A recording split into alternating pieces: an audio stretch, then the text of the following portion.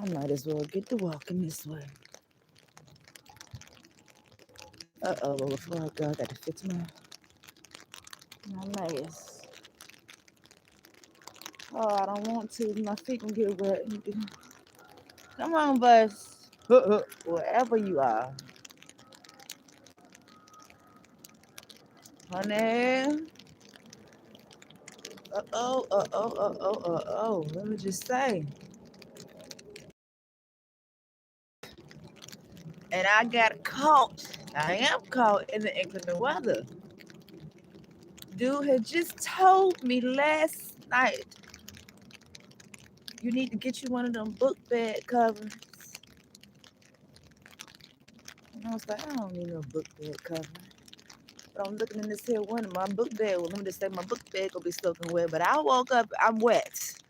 I'm okay. I'm okay. I ain't mad at it because let me just say this. Last night before I went to bed, I looked at the weather. And the weather said that the inclement weather was gonna start at 4. Let me just say, when 4 o'clock rolled around, I checked outside my sleeping bag and I was like, oh, he didn't do nothing. So let me lay down for another hour. Lay there for that another hour, was knocked out from that 4 to that now, or about since 6 or 7 minutes ago. Man, it started coming down like so. Ain't too bad though, but it's bad enough. It's a mixture. I said, God darn it. So my sleeping bag is completely wet. And when I say that the bag is completely wet, it's wet. And I can feel something protruding slightly on my back. Although this jacket, what I'm thankful for is the jacket. See, me and the pink jacket, we had problems. But this jacket is actually rainproof, waterproof, because she's wet too. I'm counting my blessings. But I can't be mad at nobody but myself because baby, I'm the one who hit snooze. I was like, shoot, it's cold. I did actually start to sleep good. Let me lay down a little bit longer because I mean the buses won't be running anyway. But that's why I'm standing right here. And what time? See, yeah, that's the problem. The bus is that one now. But we didn't had, I don't know how. Look, see, now that side is running. This side, bus ain't came yet. 3 buses that came quickly on that side, and I think I need to take my tail on that side. But if I take my tail on that side, then this side will come. But I don't want to walk because, baby, we ain't got no shoes are made for walking. They made for walking, but they not made for this inclement here weather. And I'm not gonna be dumb. I'm trying to cover them up right now. I don't want no problems. Bad enough. My stuff, the sleeping bag, and my book bag is wet. And then my blanket then got a little wet too because I was moving a little slow trying to get it in gear. When it was falling down, I was like, man, thank God for the jacket because I'm just waking up. Wait a minute, it's like a movie. I can't move too fast, that neighbors. My brain just waking up. Give me a mermaid alert. And he did let it was a little lighter than this. So I'm gonna say thank you God for doing that because I couldn't move no faster. And if I could, I just didn't have it in me. But here I am, honey. Here I am. Here I am waiting for this daggone bus, trying to figure out, decide in December, do you stay over here or do you go over there as you just said? Turn this way, honey.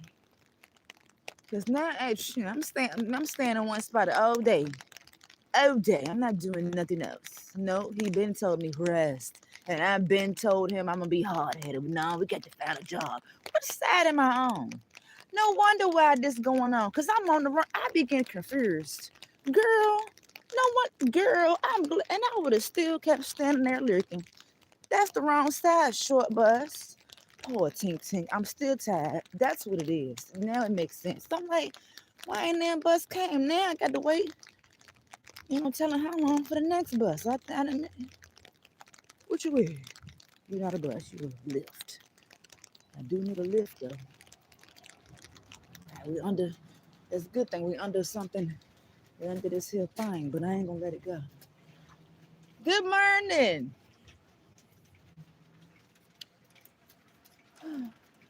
No one, because now it makes sense. Oh, see, I was on. Oh, okay, but either way, that's still messed up. Oh, my fingers are getting cold now. honey. Ooh, no, no. Ooh, retouch off. And wash my face. Okay, is it another one coming? But yeah, good morning.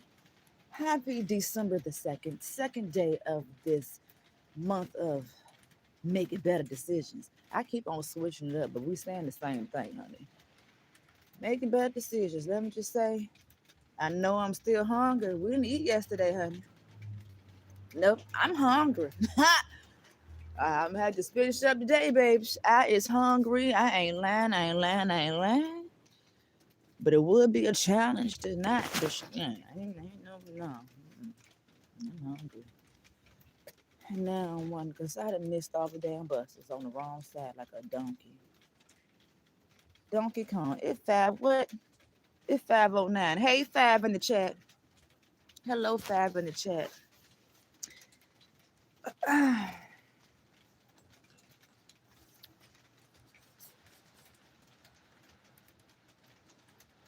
Let's get you out of here because you asked some questions I don't know nothing about. You projecting this morning and your projections is wrong. Because if we had them, we'll be using them, sucker. We ain't afraid to talk about EBT, baby. We loved EBT when we had it, but we ain't got none. Just in case you want to know, I don't know how EBT is today. Do you know?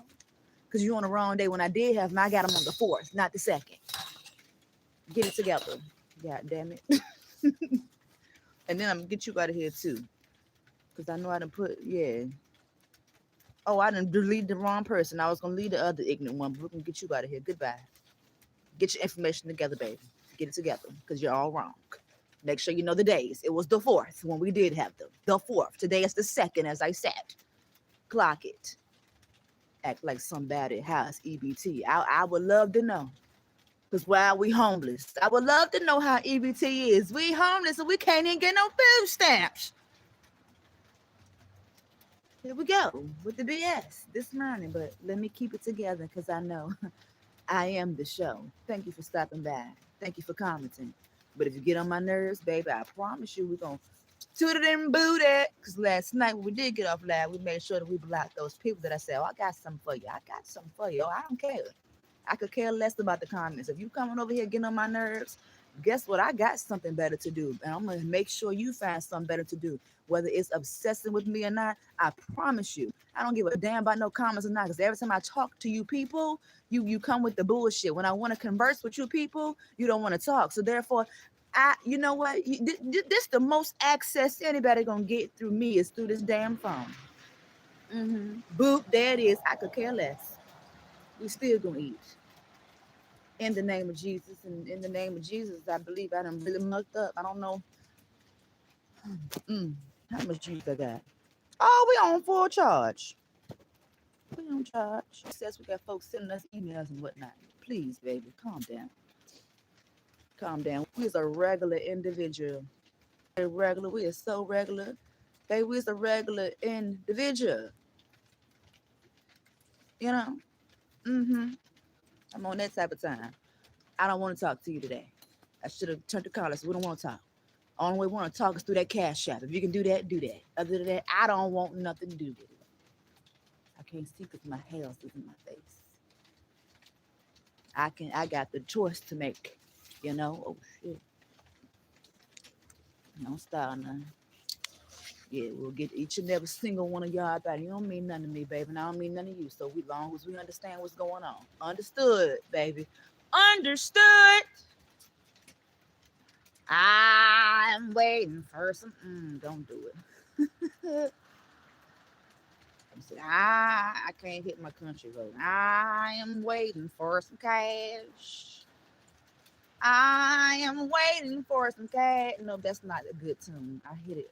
Come on, let's try it again. Can we get it too early? Me. And of course, see what I told you? When I leave from that side, then the bus gonna come.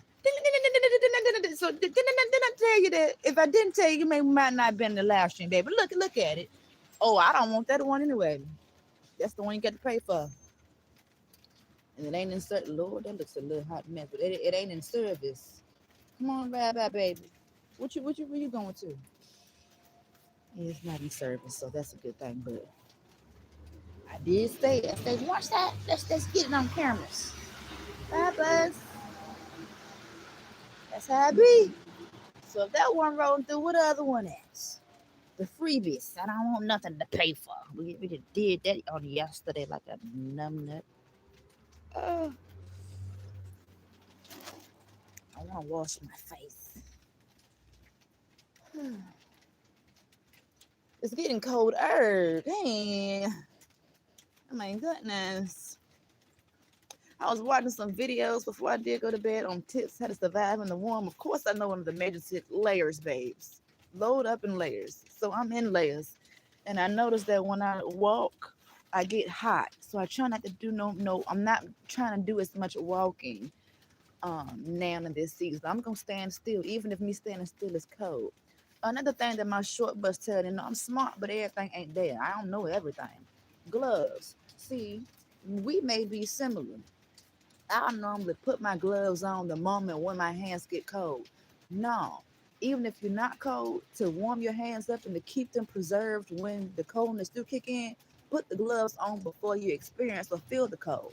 The next thing I learned is, being that I was not doing this, let's say I put my jacket on and I didn't put my gloves on after putting my jacket on. No, put your gloves on first and then put your jacket on top, because now you're going to have a little sealage. You preserving your skin that's covered. If you follow me, I'm not gonna make it too hard on myself. Now, how I know this to be true, because when I would put my jacket on first and then put my gloves on second, I had a little gap.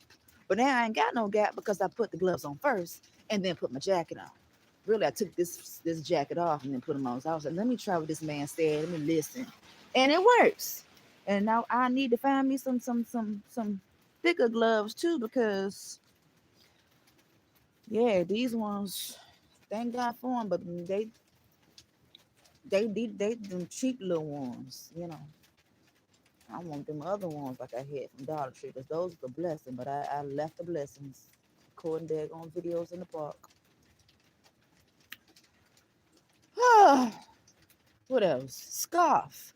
Yeah, put your scarf around your neck before you put your jacket on too, because it creates a little, like what I got going on. See, mine's sat around my head, so it's the same thing. But yeah, I was watching them tips. I was like, let me go ahead and get with it since my behind is in this flipping cold.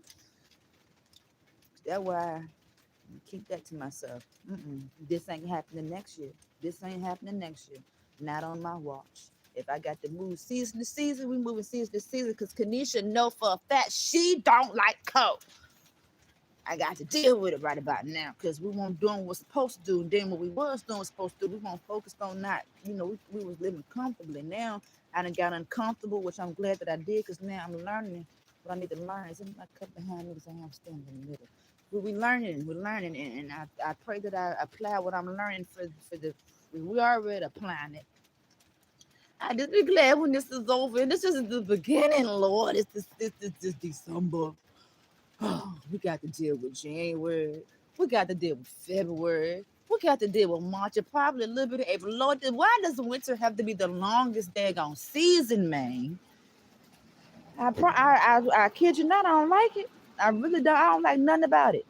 Nothing at all. Bump the damn snow for a white Christmas. Nope. I'll look at it on YouTube. Mm-mm.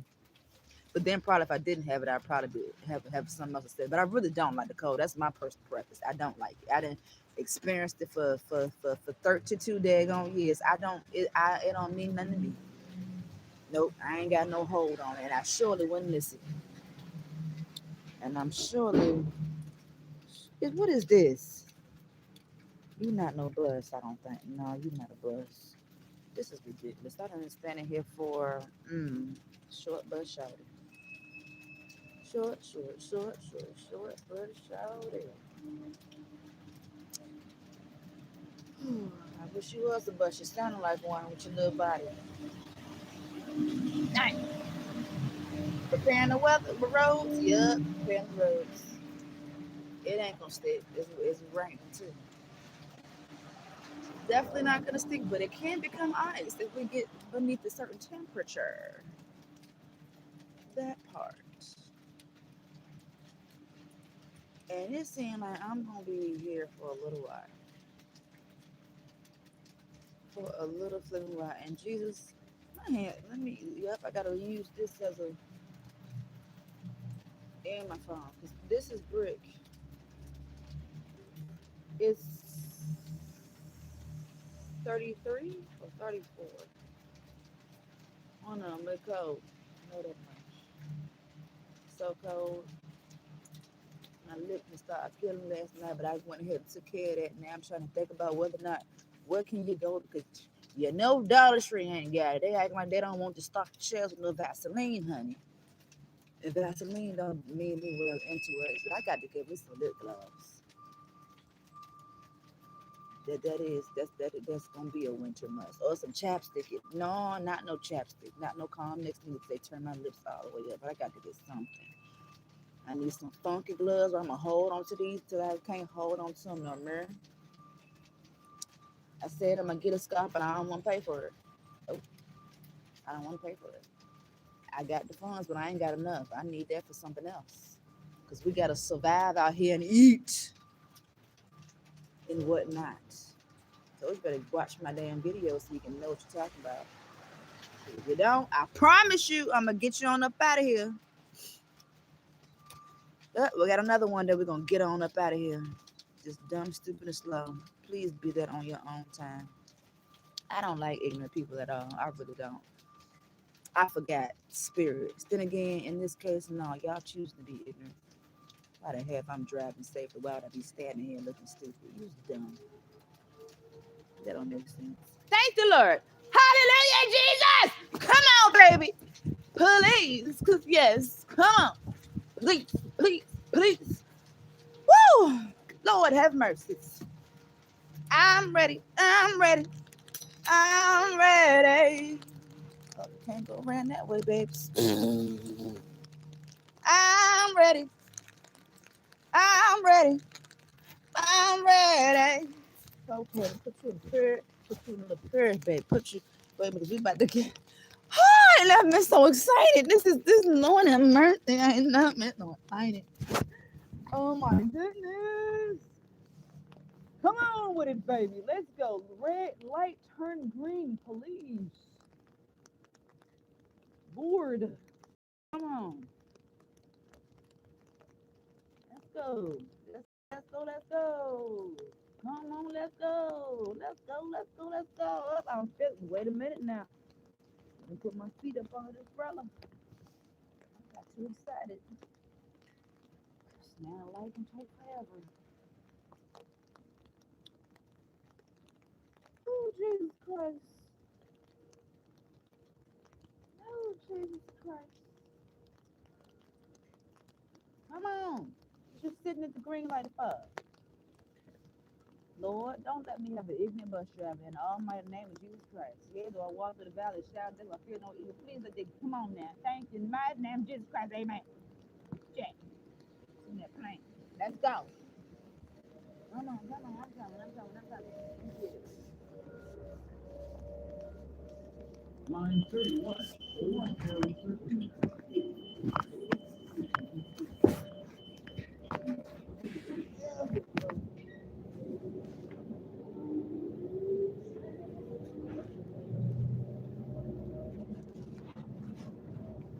Oh, I'm wet.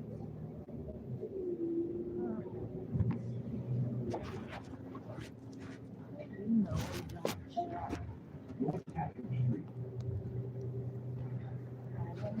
My child. Baby is okay.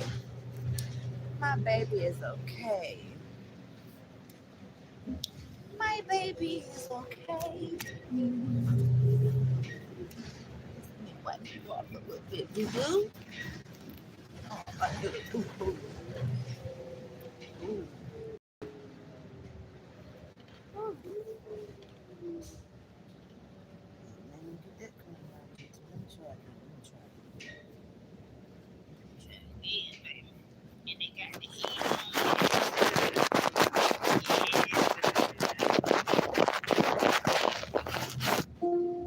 North Main Street.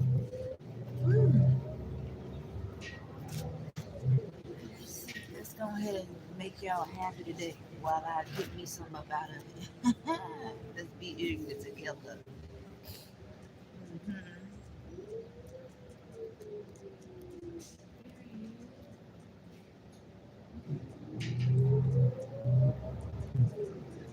Jesus. I got at least I won't be having crust when I wake up. That's a good thing. That's a good thing.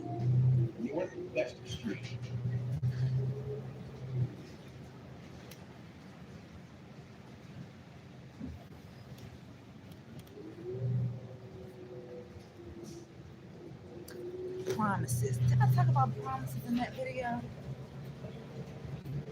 Let me not even put that as a choice because I talked about that. I don't want to play on that because it's going to play this way.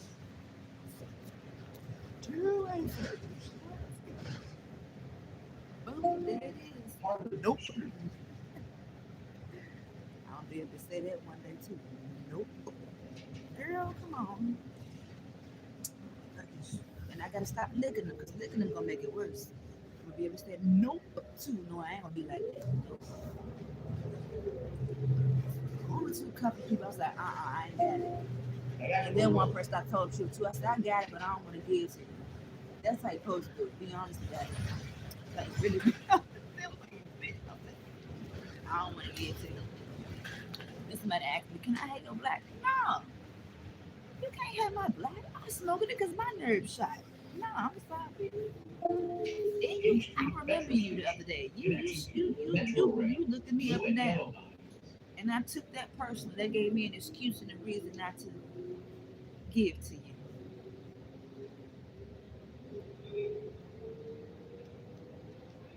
So yeah, either way, regardless of what you do, you did what you said. At least I know that. But we know that we's aligned people. Oh, shit. I'm not going there. So we can go to the right bus, baby. Let's go. Let's slide on off this thing, honey. Lord, I gotta get together. Hold on. Uh-oh. Lord, I'm stuck. Come on. Damn, I always end up getting stuck on this daggone bus. Thank you. Look, I'm trying. I'm getting a little stuck on here, honey. And bitch. Oh, at least I made him laugh. This book bag be in the way, man. Oh, okay. Walk slow because you in puddles. Oh, lordy. What bay I'm going to? B. Probably just gonna be the one or yeah. I ain't looking at y'all. I ain't even see him at first. And they like, what you looking at? Not you, baby. Trying to see him at the right bay. That's all. My bad. My bad. We do got some big eyes over here. My bad. I can't help it. But if you weren't looking at me, how would you know? Let me shut up. I'm just making it into something now. And look. Under the thing, but still holding it. I don't want to get dripped on. Jesus.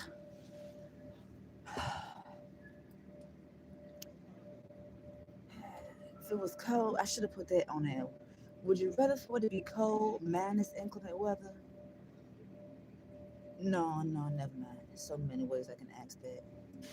It's bad enough you got to deal with the cold, but dealing with the cold and inclement weather ain't that a because I swear I wanted to stay laying down this morning. Because I just thought they really hit it good. I was already kind of, at least my mind was relaxed. My body was cold as heck. It was cold as heck.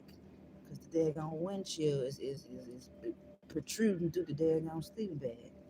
That's why I gotta make some choices and decisions. I gotta figure it out though, because I'm not about to buy this stuff. And if I do buy it, we gotta keep some receipts on it. We gotta make some returns. Because I do need a thicker blanket.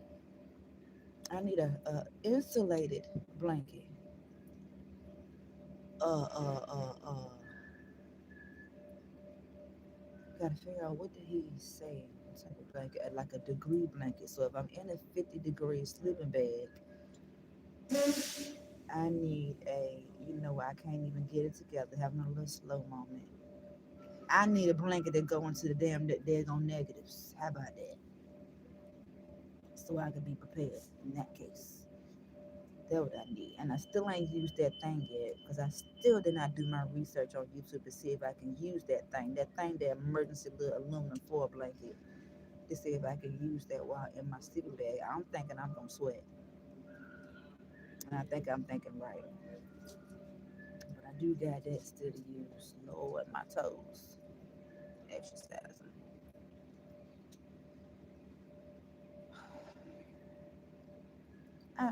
I'm not complaining. I'm just saying what I don't like. And I'm saying it so much so therefore that I can work towards what I would like. I don't like the cold.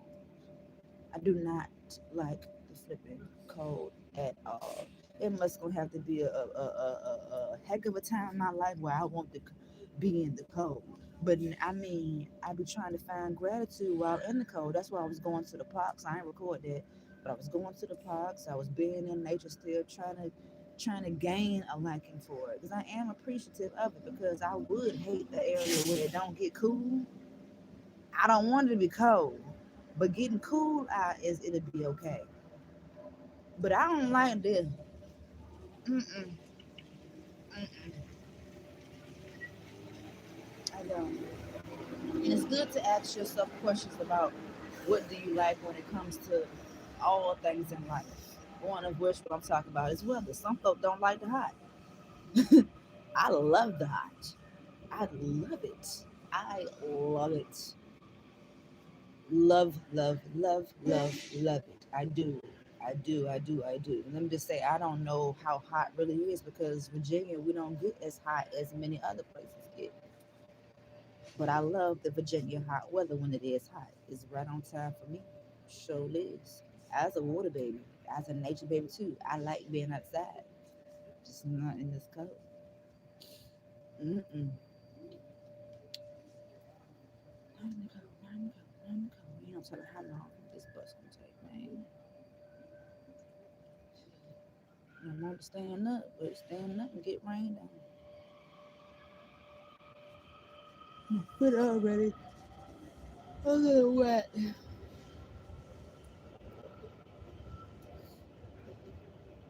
And I'm so glad that on both days this was a mixture and not just dry snow. That's a good thing. But it's coming.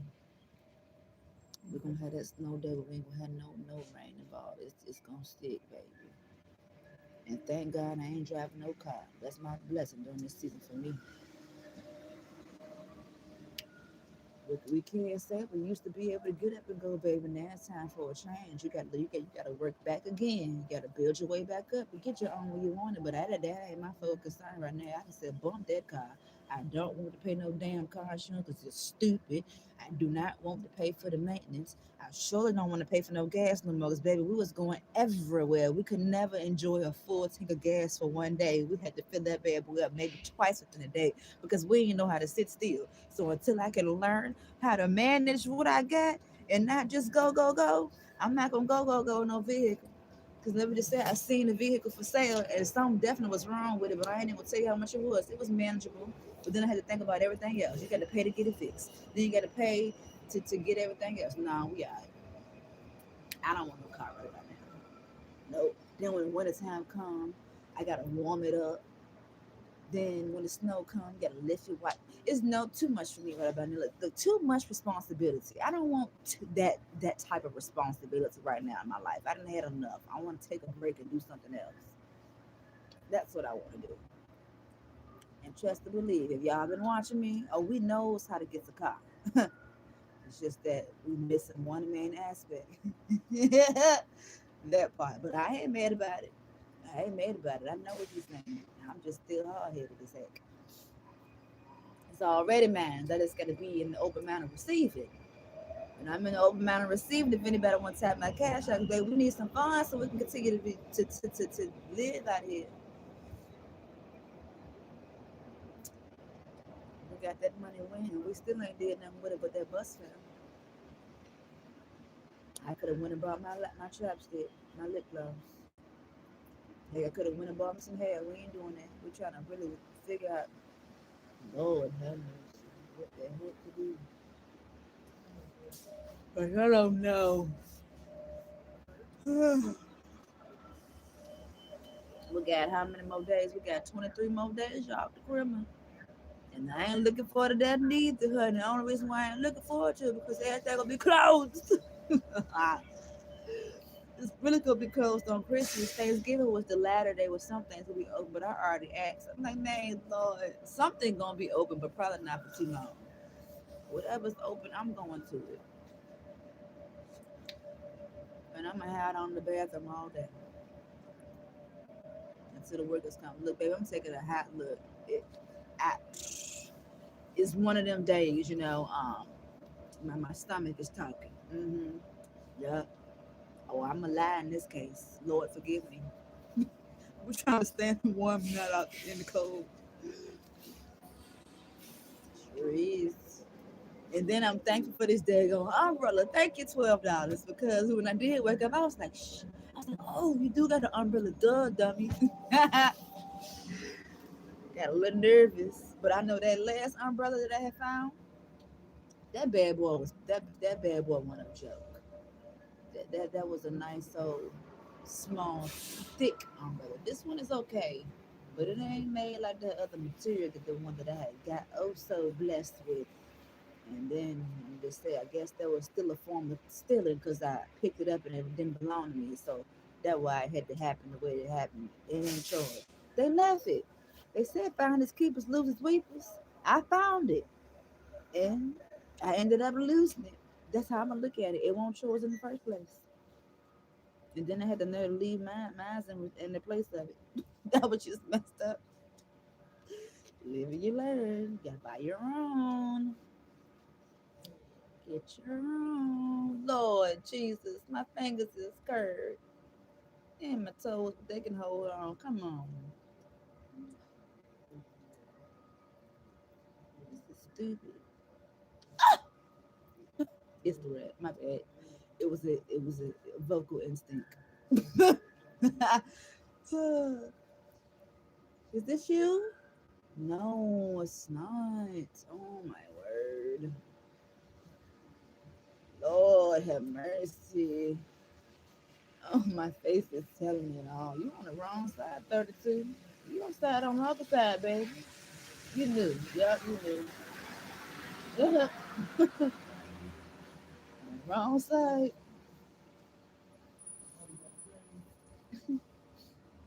I know I was on the bus one day last week, and I know the areas now because I done did my. If I don't hold this umbrella about getting on my nerves, I was doing my daggone ride arounds, and I noticed that we just kept going right through the same daggone streets. It dawned on me. I'm like, what? And then I had to understand. We had a new bus driver, and obviously they don't want paying attention to the little guide thing that's in front of their face. But I just had to make sure that I knew what was going on, and it was apparent. I still don't. They knew because ain't no seasoned bus driver will keep running around the same damn area. So then you taking turns we ain't supposed to be on. We're passing bus bays that we ain't supposed to be passing. I was like, thank God I ain't got nowhere to be. Cause messing with you, I'll be late. I'll be late. Sure would be. I'm fighting to do this because these bad boys are stuck. This ain't gonna play with. And it's not even the coldest. Like this is cold for me. This is 33, 1 degree above freezing. Man,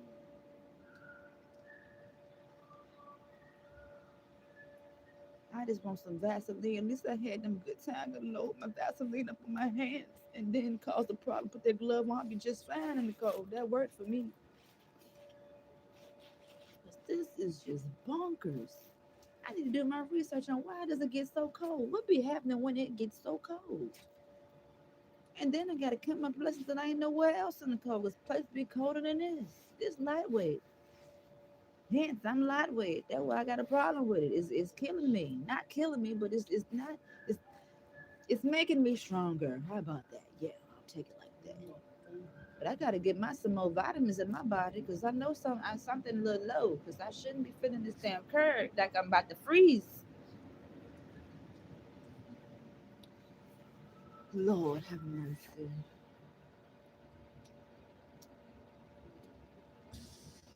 And it's inclement weather. Lord have mercy. Traffic on the road. Lord have mercy, Jesus. How long? I don't even know how long I've been sitting here. Oh my goodness. Oh my Lord Jesus. My nerves. I got a little something that's holding on. Wait a minute, baby. Let me get you. I'm about to grab something. I'm gonna hate to take care of that. Wait a minute.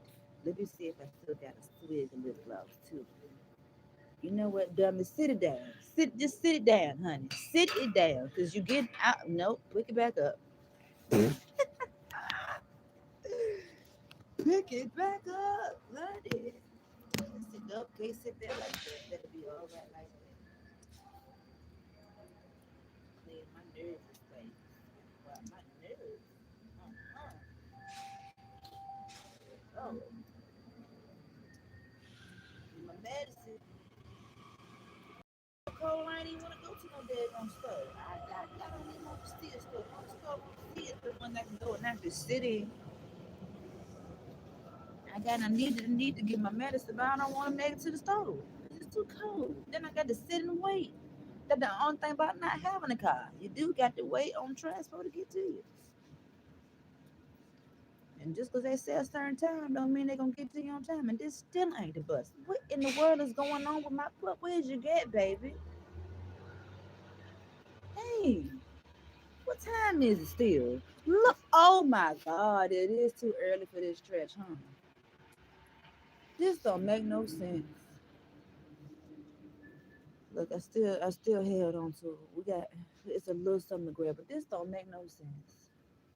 Is it? I can't see. Got somebody walking past. I can't catch it. Can you please be the bird? Is you the bird's baby? Lord, let it be. Let it be. Let my eyesight. Yes, it is. Thank you, Jesus, because something was going on.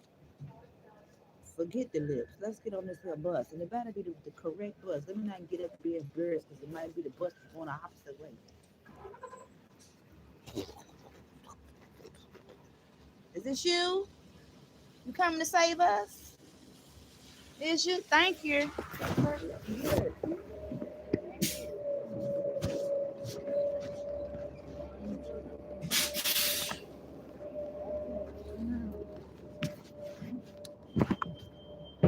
Jesus. Oh my goodness. I'll come back here.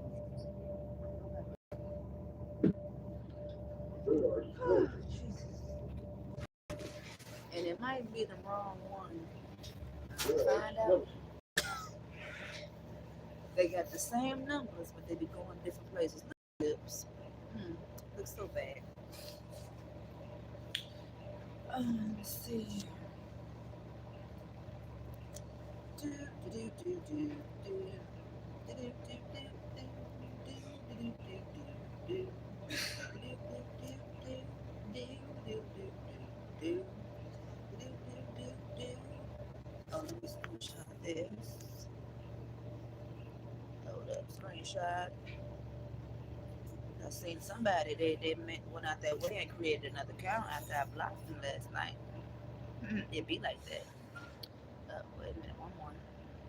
Do do do do do do. Did we miss anybody? Did we miss anybody? Oh yeah, we did. We missed some people. Do do do do do. Good morning, everybody. Welcome to the chat. Oh, no, that's what I was saying. Took a little bit too long. Huh? So I gotta peel some more. Jesus Christ. Lip gloss, lip gloss. Let's see if it's a little swig. No, this swig, this swig, yeah, baby, this swig. Okay, let's see. Oh, Jesus, my fingers. This hurt. This, yeah, that hurt. Yeah, she tried now. I done scraped it out. Let's see. Oh, toot toot. Ah, baby.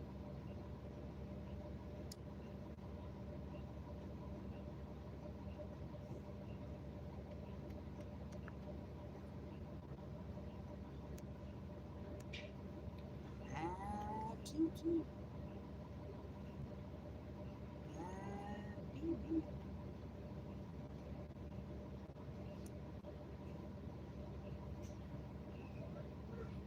Okay. Oh, Lord Jesus. Oh, Lord Jesus. Oh, my God.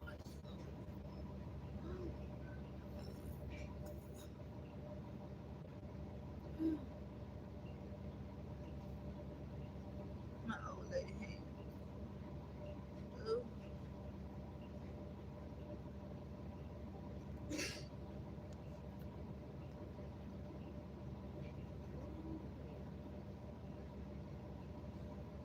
messed up my connection between my giant.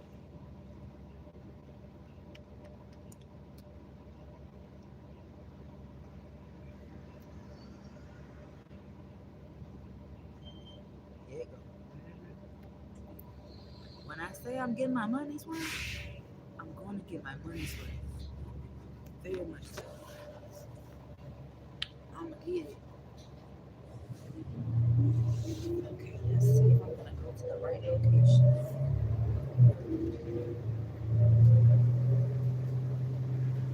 I don't know, to be honest.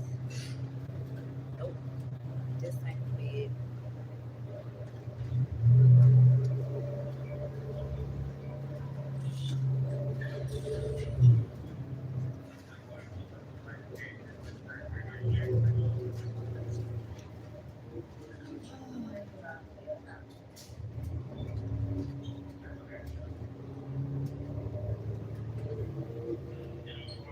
Alright, let's try to get it together, baby. So when I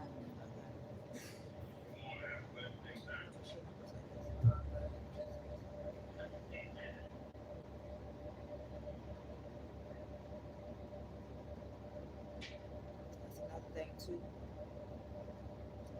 Your life in somebody else's hands when driving. That's with anything. Train, plane, boat, even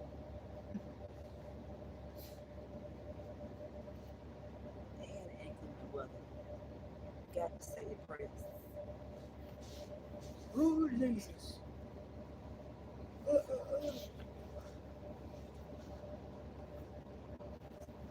Last night I was tired. Sitting that daggone, how cold it was, man. It was doing something. I had a slight little headache. And then the damn bus was hitting every damn bump. I had to pray that bad boy away. And I swear, prayer works, man. Especially if you believe it. You wouldn't hit man, God. Come on, doctor. He'll be. Because we should. And then I'm going to say this for those who don't know. I know you already know, baby. We're grown, right? And you probably live more life than me. Don't let stress get you. Although it be kind of hard. But don't let stress get you. You find what brings you peace. Do that because stress and worry, we don't need none of that. I'm saying it was a bunch of chaos going on yesterday. Folks had so much going on, and I was hearing it, and I'm like, Lord, y'all give me a headache because I don't need this drama. I'm too sensitive for this stuff right here now. So I had to try to turn on what I did. I went on live for a reason. I thought I was gonna let it play, but some said, no, keep that off. You already listen to it, but don't put that out there. You know how stuff go. They can use the tactic against you. But there was so much going on yesterday, and I'm like, it's wrong. It's wrong. And folks don't know how to handle going through life. And they gave me the damn prayer. I'm like, oh my God.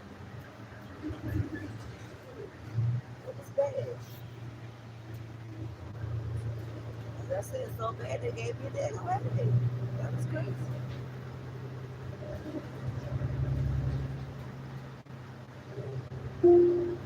Get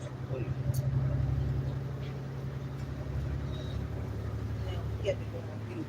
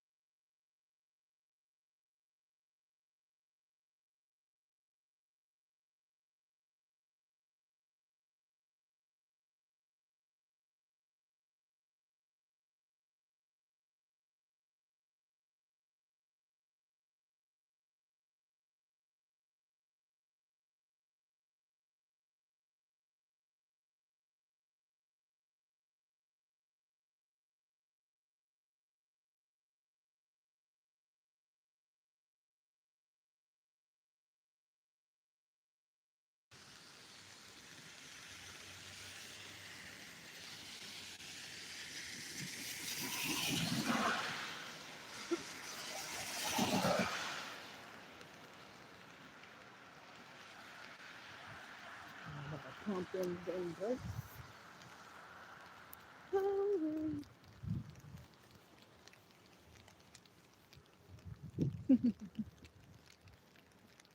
need to clean this daggone mirror. Not a mirror. Clean the phone. Okay. Ooh, I gotta hurry and get my sparks somewhere behind me. Get off the bus together. Come do the same thing. I gotta hurry up. Hurry up.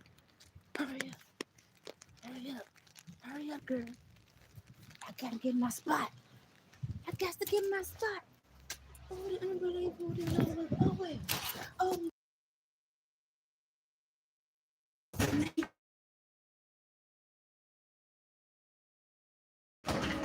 Jesus.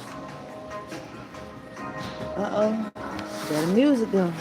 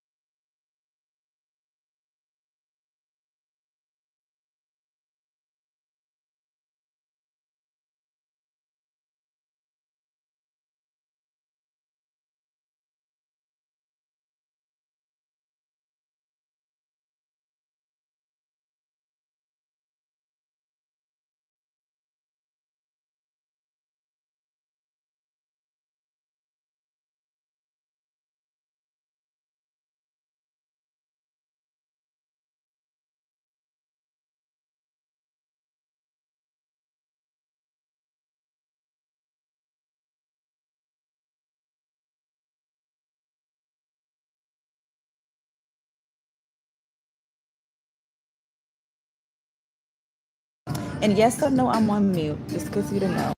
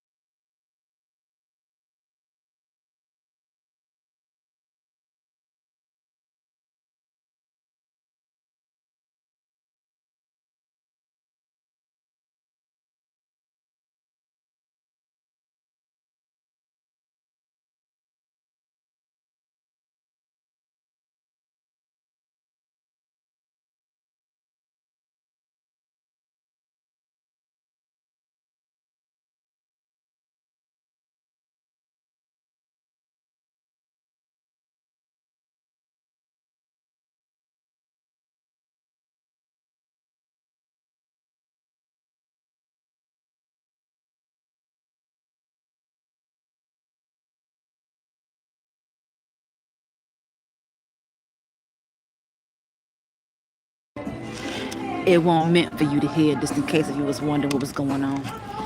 I had to play my role, okay? Work on yourselves, honey. Focus. And what I will say on this note, just because never dim your light to make anyone else comfortable. That's the problem. God darn it. And this a 32-year-old talking to my elders. Get it together. For a minute. And we don't mind. We're good with the money. We're gonna let this roll, honey. I wanna know your name. Okay, period. On this December the 2nd, month of December decision making. Uh-oh. Matter of fact, they're gonna hold up.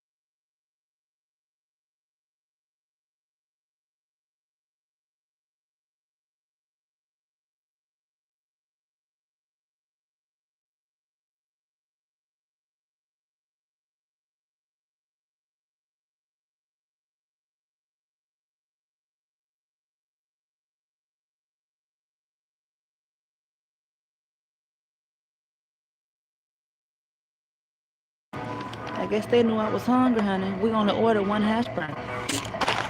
You see it, right? That's why I be talking about favor or some folk that be doing their job. I don't care which one it was, because I'm hungry. You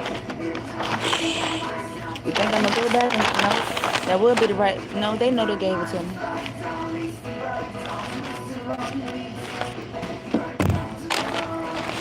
And I donated. We donated to the church. To the Ronald McDonald House. That's how you supposed to do it. I don't know where the money going to, but I'm praying it's going to where they say it's going to, for the children. I'm excited now. I want to pay for 1 hash brown, honey.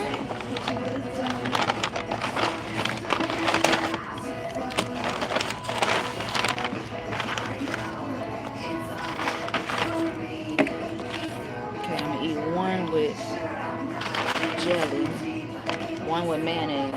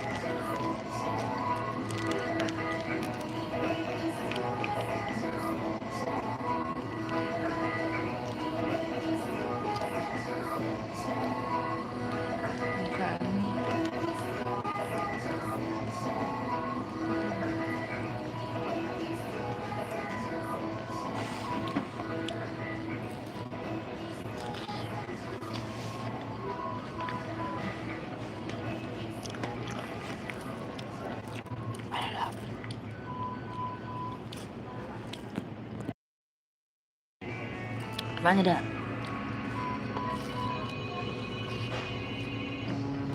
I'm trying to get 100% for nope.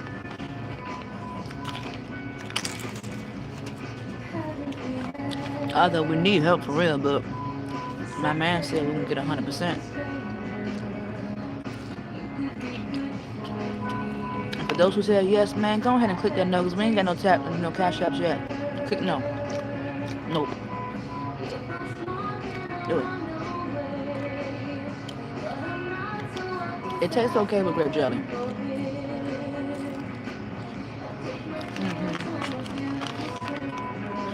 Now I'm about to be nasty.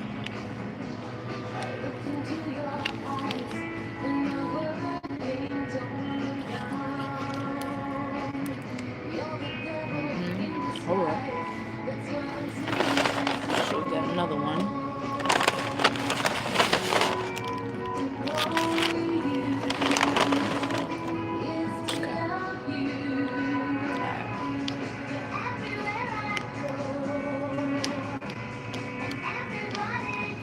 Y'all eat your hash browns plain or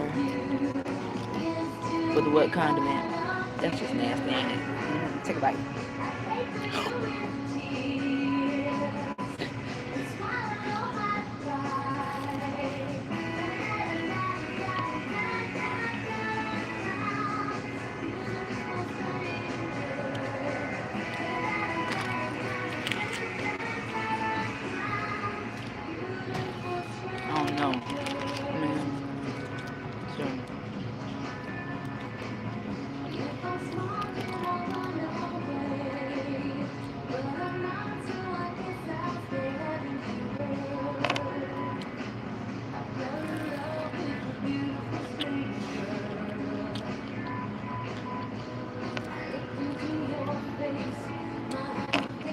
I want a piece of your money to my cash app. Guess we can't have it, we won't, huh?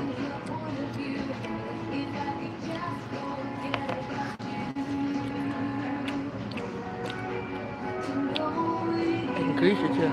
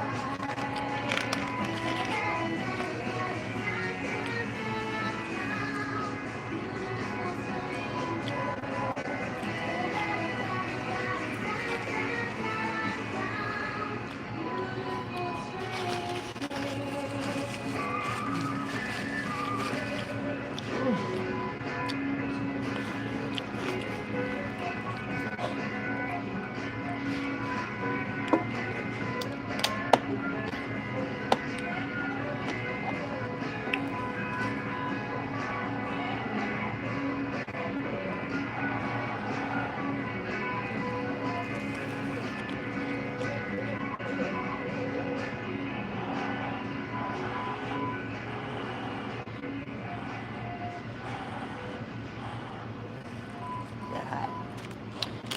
Okay, let's wait.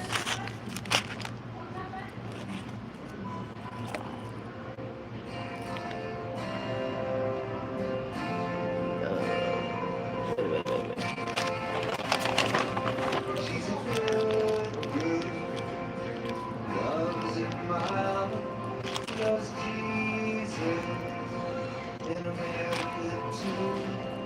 She's a good girl, crazy about Elvis, loves horses, and her boyfriend too.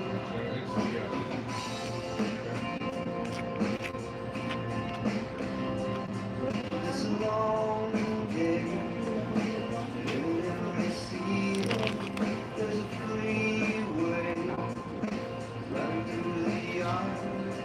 And I'm a bad boy, so don't even miss me. I'm a bad boy for breaking her heart. Now I'm free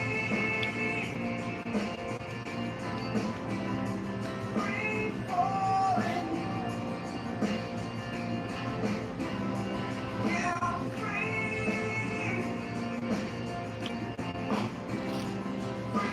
falling.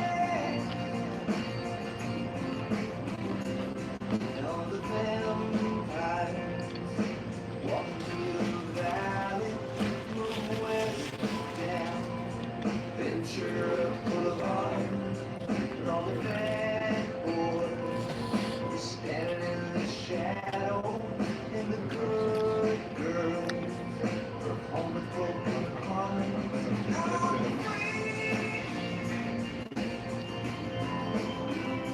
Free falling, yeah, I'm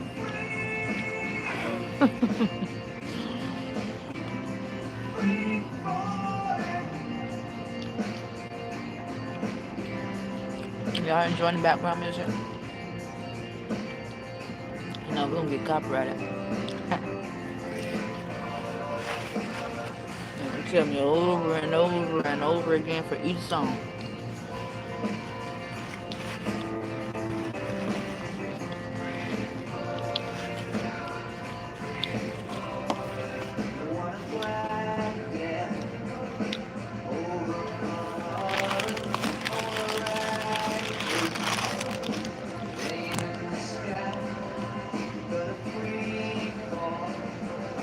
It's one thing about being able to cook your own food and cook it how you like it. Look at my baby. Look at that. Look at that burntness on the inside. Just the pretty on the outside, but the inside this baby is burnt. You don't eat it.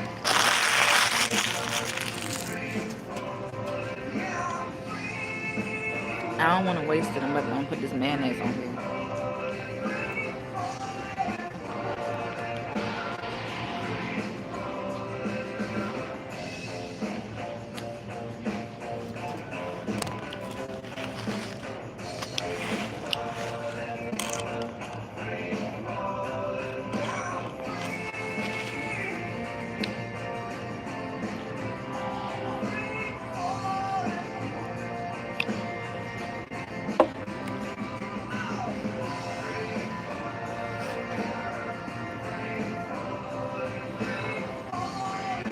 Did they give it to me?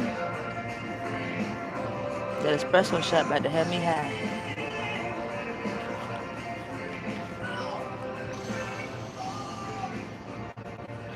About to have some energy, honey.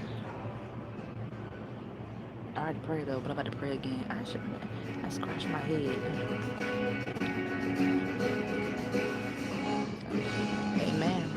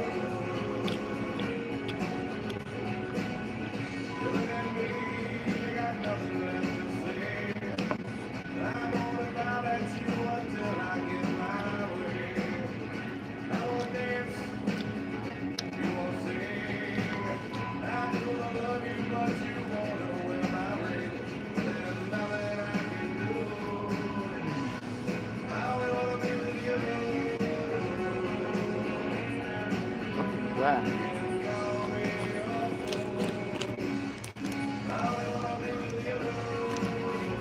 Ew.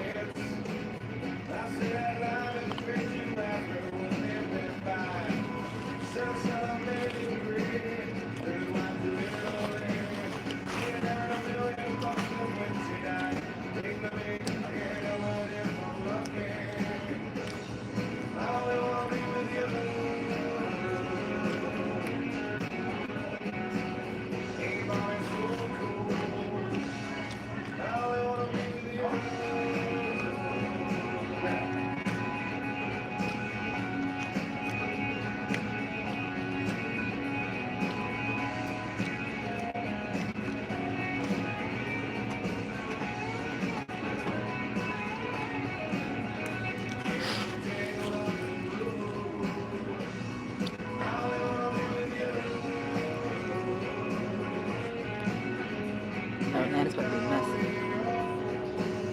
There you go. Which side I want to bite?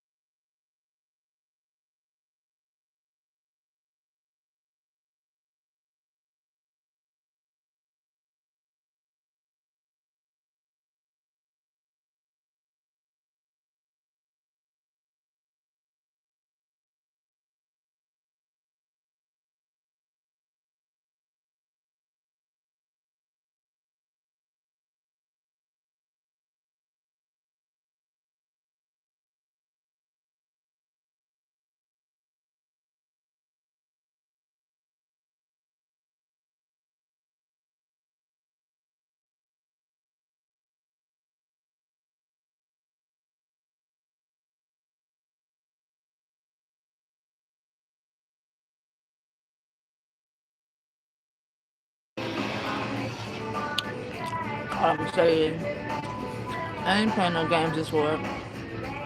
I can feel the thickness. I can feel the ass kissing. I can feel all that shit. Tap my cash out.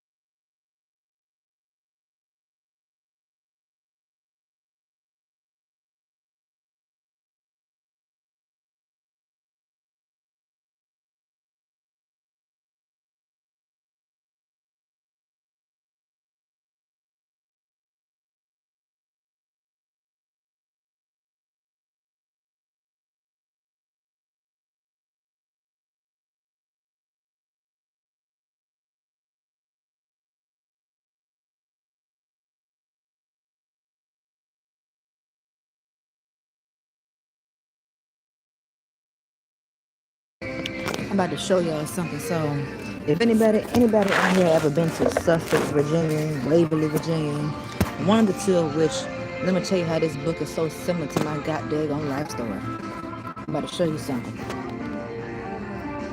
Tasty Freeze. If you know, then you know. You may even have one in your area.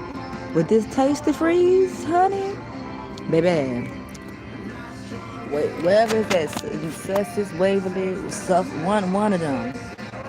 When I tell you this goddamn book is literally my life story, this with a little bit of difference so far, man, this shit crazy. It won't no it was not a coincidence why I chose this book. One true thing. It won't a coincidence. I need to see everything that I done read up here. I done went back because I'm in a part two, but I had to go back to make sure I remember because when I'm in part two, it's like, wait, whoa, hold on, you gotta go. What I read before? Why does it sound like me? But that Tasty Freeze, anybody know Tasty Freeze got some good old burgers, some good old ice cream, some good old everything. Everything is on the menu. Just thought that I'd share that.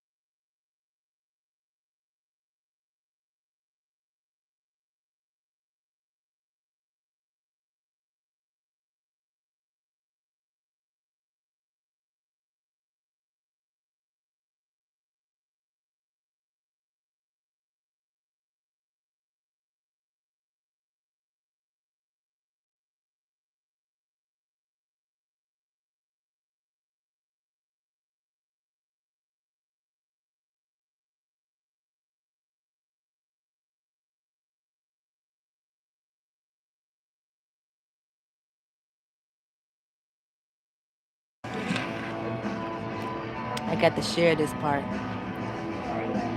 and it's reminding me of the scripture, John 13:12, pertaining to humility and service. Let me show you this a little bit. So I'm gonna tell you a little something about Miss Lady. Miss Lady right here. She was always at home, and her parents, in a sense, um, they told her, you know, you got to do more than what you're doing. They wanted her to go to school. Initially, she did not want to go to school, but she ended up going to Harvard and she got her degree. But her mother ended up becoming sick. And let's just say the main character was the only one who they called to take care of the mother. Now, she had two other siblings, but they knew that the two other siblings weren't going to do nothing, but they knew that this one possibly would. So I'm going to turn around and show you a portion. So we're going to look at this part. It says, so she suggested that, hey, we can hire a nurse, okay? And she knew in so many words that her father wasn't going to go for it, and how he wasn't going to go for it. It says, your mother didn't hire a nurse when you had your tonsils taken out. She didn't hire a nurse when you had chicken pox or when you broke your arm. She wouldn't want strangers in her home. She won't even have a cleaning woman. So this right here, Papa, I have an apartment. I have a job. I have a life. Hmm?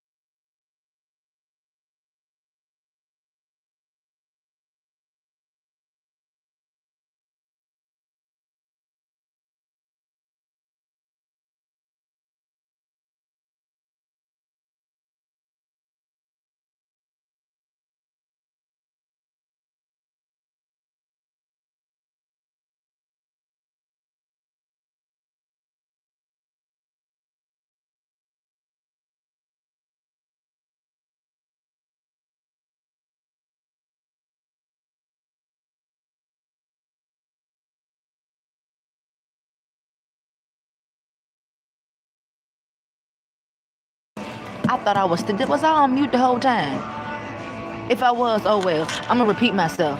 I'm gonna repeat myself. So listen, this story, because I don't know, so I don't get. If you say yeah, I'm still gonna repeat myself. Sister girl mother ended up getting sick. And as I showed you, she suggested that, hey, why don't we get a nurse? Because that's what a nurse job is for, to take care of sick folk. Because sister girl, she's not no nurse. Anywho's, Papa won't going for it. Papa like, you gonna be the one to take care of your mom. She gonna be the one, not them. She gonna be the one to take care of mom. And so she said, I got an apartment, I have a job, I got a life. And in so many words, so what? You got a life. Hold up. Your mama had a life too, but she didn't call a nurse when you had all your problems you was going through. What I'm gonna say is they not alike. Okay? What else? Let me hold on. They're gonna go all over with it.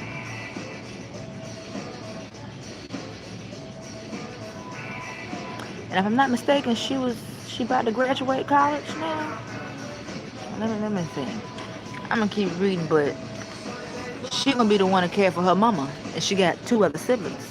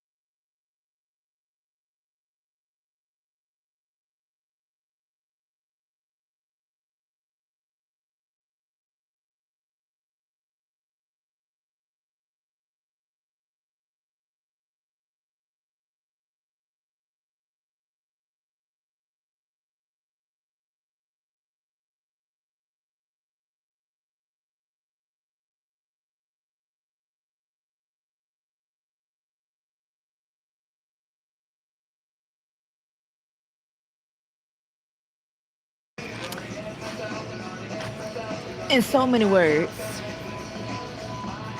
So her mother used to say to her since she was a little child, "We are so different, aren't we, Ellie?" And Ellie would answer, "Yes, we are different, but you're my mother and I'm your daughter, and that's okay. It's a good thing to be different and not be alike." So when Ellie got her first apartment, her mother wanted to help decorate her apartment, but Ellie was like, "No, I don't want you to do that because we don't have the same style." See, her mother is like a homemaker, and she got her own style. That's what I'm getting to. And Ellie got her own style. This is her first apartment. She wants to decorate it herself. That should say at least her mother was understanding that she, her daughter, has a choice, that this is her apartment. Allow for her to decorate her apartment the way that she wants to. Allow for her to be herself. So her mother did used to come up her apartment and judge stuff, but she still allowed for her daughter to be her. I just wanted to point that out. Um, with that being said, all my life I had known one thing for sure about myself, and that was that my life would never be her life. Her mother wanted her to be like her, okay? And Ellie already knew that she could not be like her. Don't do that.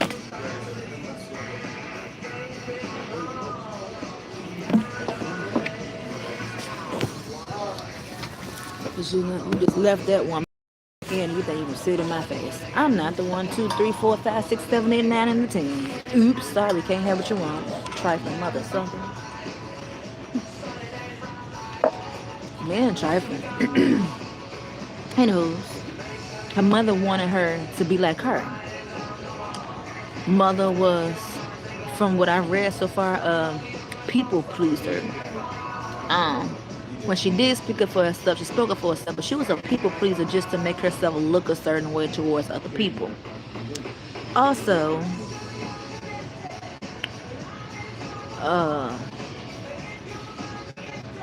they were just different. That's when they totally different from what I've read thus far. Let me get to it. And he a Nigerian.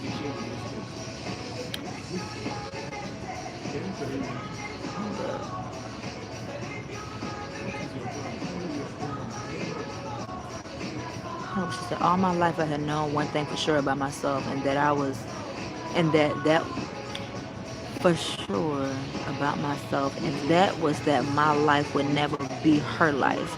I had moved as far and fast as I could. Now I was back at the beginning. All my life my father had convinced me, almost by osmosis, rarely with praise, that I was gifted, special, that there were things other people could not do that I could do effortlessly. But I had never imagined this was one of them. I packed up my pile of jumbled belongings and carried it inside. The empty orange juice glass balanced atop it all. I packed up the pile of my jumbled belongings and carried it inside. The empty orange juice glass balanced atop it all. Balanced. Why should it atop? Okay, I get it. I'm gonna say to top it all. But when I got to the door, the glass rolled sideways and fell, shattering into innumerable shards bright in the sun. I'm gonna pause on this one. I think people know now. Damn, that's similar, but different, totally different. So she had her own life going on, but she had to end up going back home. She had a life. Well, she left home because she wanted to get away from her parents in the first place, but she had to end up going back home to be a caregiver. So, and sometimes I believe that was in my heart, knowing it. Hold up, I think that the people I know now believe I went home to take care of my mother because I loved her. And sometimes I believe that was in my heart without knowing it. But the truth is that I felt I had no choice. I felt I had to be what my father wanted me to be, even if it was something so unlike other Ellen he cultivated and tutored for all those years. Even if it meant that I had to go from his brightest student to his demi-wife. So some fishy going on between daughter and daddy, for real, for real. I had to prove that unlike Pound and Fitzgerald, I had a heart. And that's what it can be like. So let's be real. So remember, depending upon how your family is set up, they may place a role on you to play. Whether they tell you this to your face straight up, they may just set it up for it to be that way. They may not sit down with you and be like, hey, yeah, when this person gets sick, you can be the one to care for them. But however, when the person do get sick or whatever comes about, it ends up getting, you going to end up finding out that you was the one all along and got to play that role, right?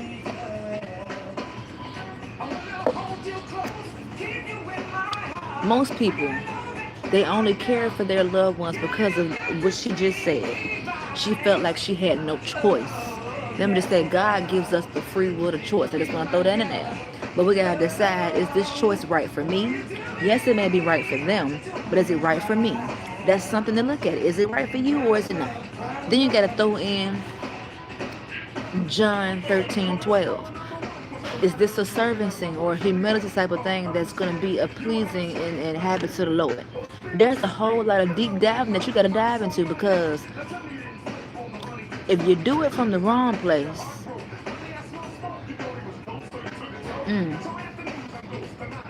from the wrong place and for the wrong reasons, I don't even know why you did it in the first place. See, I did everything that I did because I wanted to. Yeah. And then if I don't want to do something, I'm letting you know, I'm not doing that. I'm not doing that. No. So she only did this by force because she wanted to look a certain way in her daddy's eyes, because her daddy, I'm going to say, put her on a pedestal for a certain period of time, and she didn't want to disappoint him.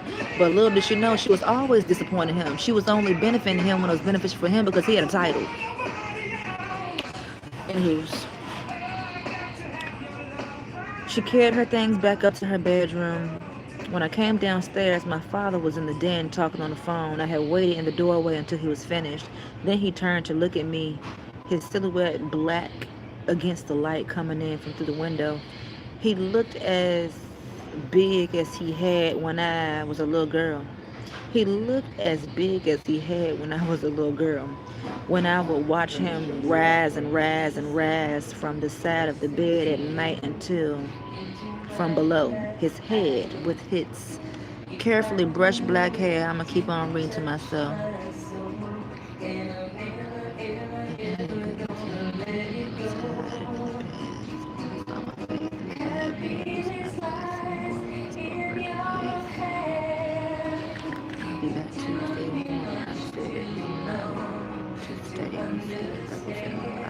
Oh Lord, and you see that's that stuff.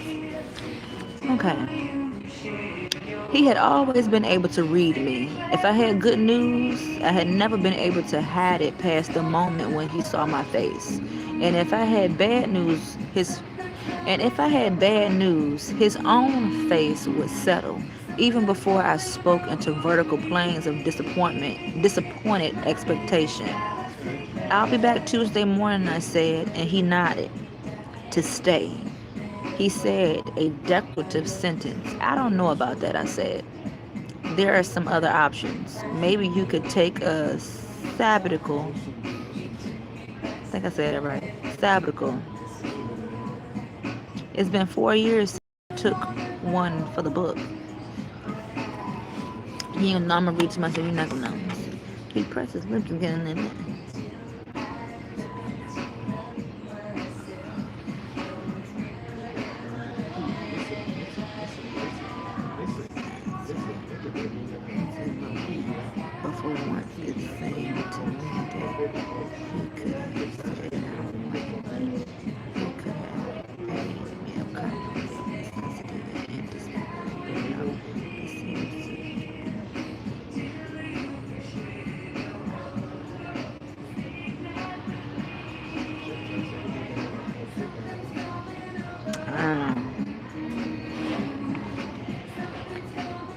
This is not something that can be decided. It's important that we settle this for the duration. Your mother will need someone to take her to the hospital. Why you can't do it, mother sucker? You her husband. You cheating? Yeah, he cheating. It's important that we settle this for this duration. Your mother will need someone to take her to the hospital for chemotherapy.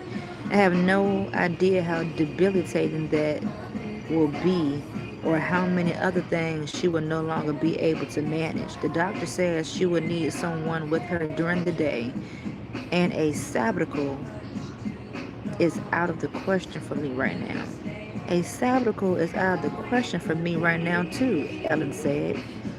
Will you do this or will you not?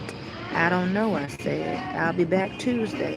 And I turned to go. Yeah, there you go. Put your foot down because you grown. And that's the choice to live your life.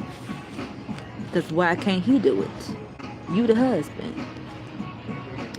Ellen, he called when I was at the door. I watched as if he passed his hand over his jaw. This is a difficult time, my father said, and the effort of that sentence within the shadow of an apology seemed to shake him.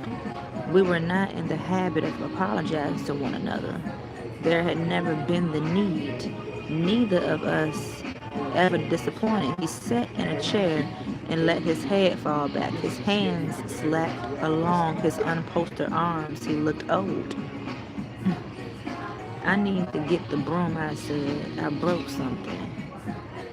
And I went in the kitchen and stood for a time, my head against the broom door, set a dustpan in my hand, and then went outside to clean up. Oh, this is getting good. I gotta put that on pause when I go to the library. Oh, Jesus, this is getting good. So let's just say this. Is there any grown folks, baby, you don't know what you're talking about. That ain't me, maybe you. Is there any grown folks in the chat that, if you're being real with yourself, your parents got sick, and some of you, see, I always said, me personally, because I know a little something about other caregivers, they only doing it for the check. Now, I'm going to do it for the check, but I'm also going to do it because I actually love what I'm doing. I always said I didn't want nobody taking care of this is me before the now. I've always said, and somebody come in and fact check a sister, he was listening to me. I don't want no outsider coming in because I don't know how that outsider going to treat my family member. That's how I've been. That's how I raised myself to be. I can't trust no outsider. I was even told before I went in, let's leave that alone. But yeah, I personally wouldn't trust because I literally see when I go into these nursing facilities, these heifers don't care. They only getting a check. Your family member can be in there literally on their last, and it takes for a family member's ass to come in there and get stuff in order. But that's always been me. But now I don't. Nope. I got this my time. I'm gonna live my life. I don't give a damn how you feel about it. And if it's on God's end, then He will get me out. So I will take all of it, sir. But now I got the opportunity. Because at first we was conforming. We didn't mind servicing for our own reason, motive, and intent. But now this is my time to shine, live my own goddamn life. Y'all got to figure that out on your own because there's a whole family. What I got to do with it? My role is done. I didn't cancel, cut. While you could use me, I was willing to be used, but now, shit. While we're gonna live our life, baby. That's what we're gonna do from right now. But this is getting good. This girl worked herself. She put her, her father did help her through college. But the very thing that she didn't want to do, she ended up doing. But she ain't had to. And then she gonna find out about her making that choice. She gonna end up going to jail. She gonna end up going to jail. Got to be careful what you do. Failing, no failing, not. Nah, baby, go and live your life. And if God, you just got to deal with God. Bump what they got to say. Deal with God. And you pray on it because He know your heart and He know exactly what you're going through.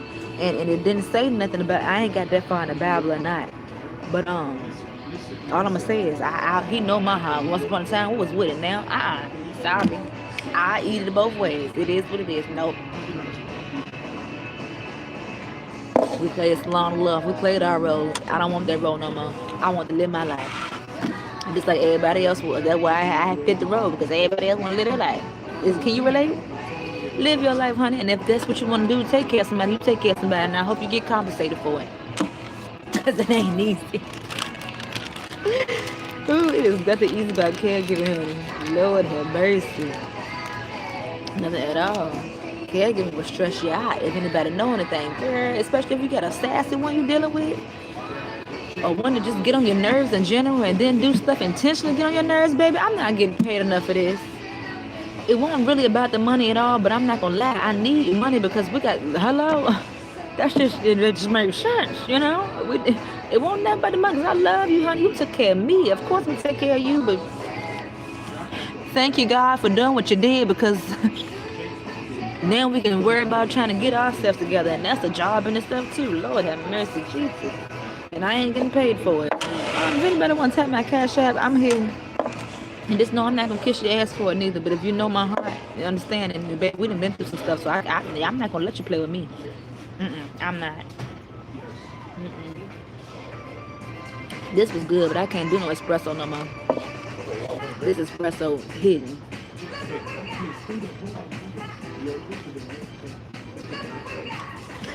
Look what we got.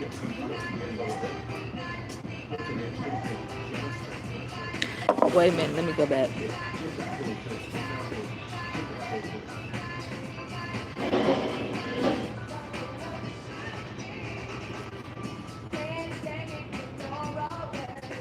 Come on, you dance with me? You bopping with me?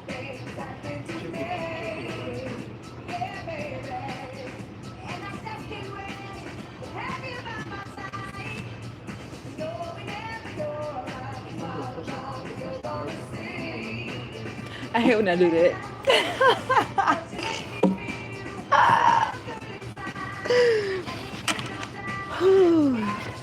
Never not be yourself. Pick your feet up, please. Get on sneakers. Pick them up, pick them up, pick them up.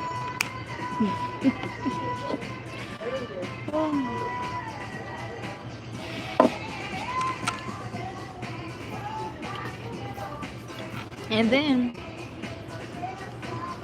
I didn't pay. Somebody don't know what they're doing. I supposed to have got a small, and they didn't charge me for it. They gave me a medium, so I didn't get 2 extra hash browns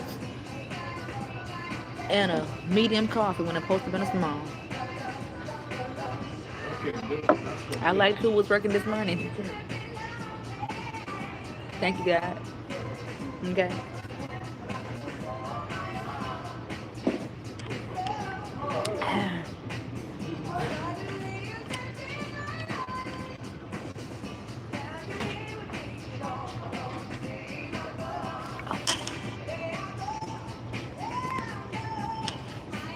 Why are you looking like that? Okay.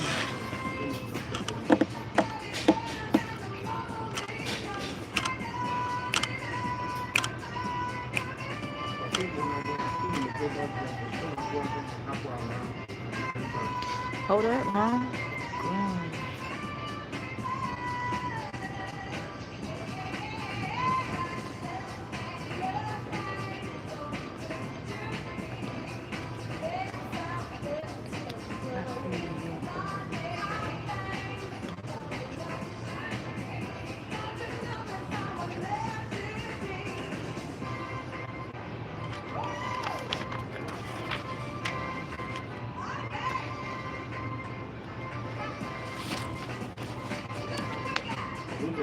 I had quit my job at the magazine and sublet my apartment. Sublet. I don't know the definition, but it seemed like she let it go. The people I worked with had tried to be sympathetic, but they were incredulous. My mother is sick, I said to the managing editor, a stout, short man.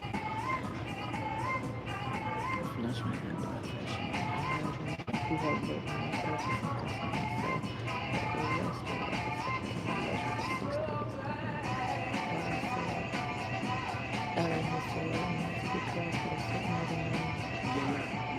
Ellen, he said, not to be crass, but a sick mother means 3 weeks off and a very nice arrangement of flowers sent by the staff. You were doing good here. You did that nice short thing on the gay cop. The story of the girl who got murdered on Madison Avenue. That was a good piece. You did all the research on the kids and Summer Guide. If you quit, there's no guarantee. I have to, I said. How about if I gave you a promotion, he said. More money. The girl was well on her way, making a name for herself, and she should have stayed because she gonna fuck this choice, this decision gonna fuck her up. Excuse my mouth. I'm gonna work on that too. The day after that, I'm not gonna curse no more. I ain't gonna curse no more. We ain't gotta add preservative. She was well on her way. She wanted to be a writer. Somebody didn't believe in her that she could be a writer because they didn't know or saw her value, her potential. But she didn't show it. She played small. And now you done finally got into the editorial top dollar, all across the world editorial magazine where you coming in as a newbie on the team. People been there for years and you doing better things than they are. And damn it, here it go. Leg nabbits, dang. He was willing to give Sister Girl a promotion, more money. You don't get that too often. Because they don't be wanting to promote you, even if you deserve a promotion. They don't be wanting to promote folks, so she must have been good at what she was doing.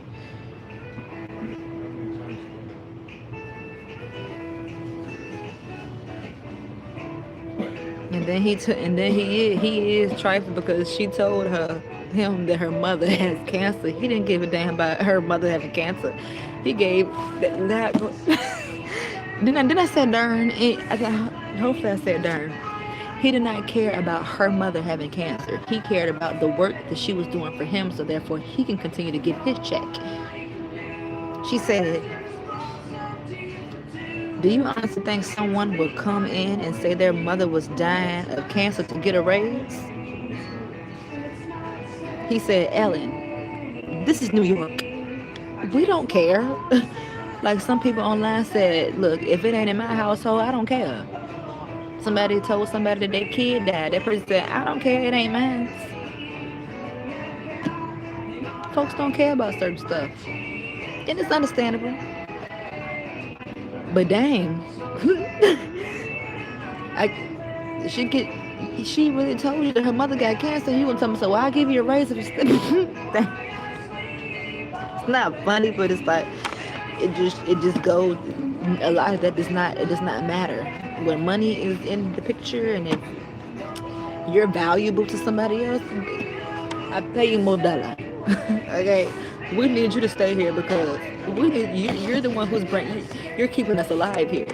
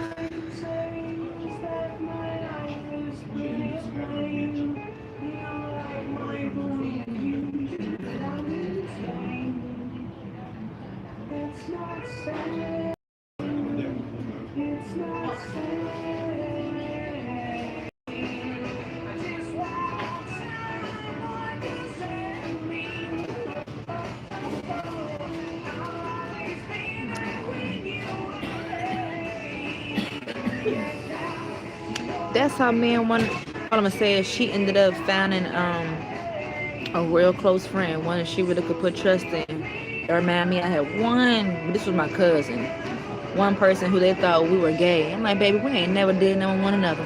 Never. That wasn't even on my mind. But we were like left cheek and right cheek, honey. Left cheek and right cheek. I loved her and she loved me. We took care of one another. She had that very friend. People thought that they were dykes, and one person was gonna go off on somebody saying, "Oh, look at them, they're loving on one another, they're gay." She said, "No, don't say anything. Let them think what they want." And that's what you gotta do. When you know what you got going on, let people think what they want to think. Cause guess what? Everybody always has something to say, knowing they need to keep their mouth shut. But because they're going through what they're going through, let them talk, babes. Let them talk. People, discernment be all the way off. See, with the guys I met, I only wish we were. I'd be, look, we together. let's say if a dude did come and you may not have been bold, because you know some men's their emotions and their feelings, they don't know how to take rejection, honey. So sometimes you may get a lie. Oh, I've done it before. We together. We don't like men. We like men. We just don't like you. And we can look at you and see that you can't handle it. You can want to have a whole conversation and argue as to why we told your ass no. Oops, damn. Focus. Okay. Whew, child. People. That was funny. When I started to cry, she passed me a Kleenex line filled with a lower broken neighbors and Mr. I had to do this shit. My fingers. You want your daughter to do it for you. Ooh, now that'll get you right there. She had to be grown. So her friend told her, you have to do this. You have to go and take care of your mother. That's a good friend. And then she questioned, you would want your daughter to do it for you, right? Ooh. Then Jules said, what about my life? Friend said, what about it? It's not forever. Look, Alan, I understand. Do you think in a million years I will want to move back into my mother's apartment in Riverdale and listen to her go over and over about what I did wrong or the ways in which Marvin and I'm going to keep on past them things. But the truth is that she's your mother and she needs you for a while. And you get your life back at the end and you've done the right thing. My mother and I, please, said Jules. Okay, just please. Your mother and you have a difficult relationship. Excuse me? But why would... Hold on, But why wouldn't you? Why should you be different from every other daughter in the world? Besides, she sounds like the only halfway decent mother in the world. Has she ever told you you need to lose weight? This friend, I'm gonna say, she got the right mindset, but the friend don't even know her mama. I'm just saying, I'm good with it. You see, there we go. The fact that you think that you're overweight and your mother suggests you need to lose weight shows that in which you are clueless about how bad the relationship can be. The fact that you can say that you are in good ways a measure of the same upbringing you had. You don't know my father. I don't need to know your father. I know Jonathan. Jonathan was the man the mother was cheating on the father with. She a problem. Friend a problem. Friend. You started off all right, friend. Don't start. You was pushing her clothes. I'm afraid. I know you're right, but when you come back here, you will do something really important. If you come back, you will squeeze my hand. That's all. Your brother's house. They can learn. Your father can learn.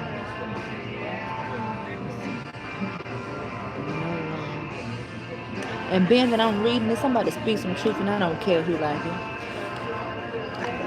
You gotta remember, we live in a real world here where people really got their own feelings and thoughts about certain people. And you gotta understand that everybody's story is different, right?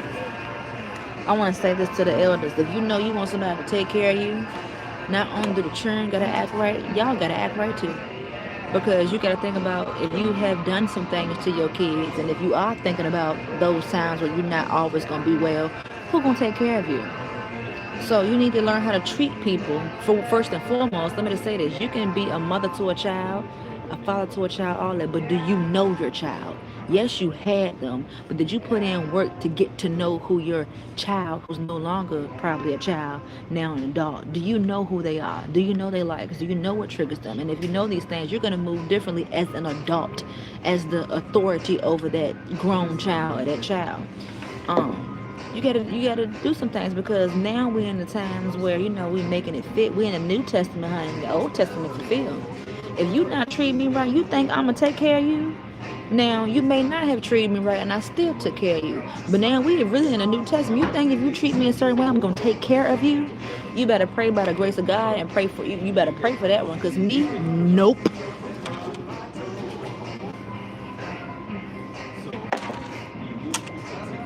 You didn't know what you had when somebody was in your face.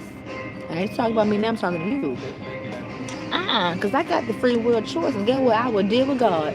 And if I get punished and by me not taking care of you, God, I'm going to all your scriptures. And maybe I'm missing the context. That's why you can't just read one, because whatever before it and after, you got to put that thing together. I think that I might be being petty, but I think this is a justification of pet. No, they don't deserve me taking care of them. That's just how I really feel. Nope, don't think so. You abuse that.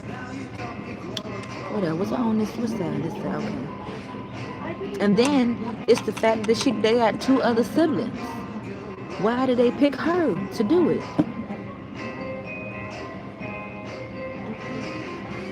So the man that the mother was cheating on the husband with, his name is Jonathan. Jonathan even said the same thing that Ellie said, hire a nurse.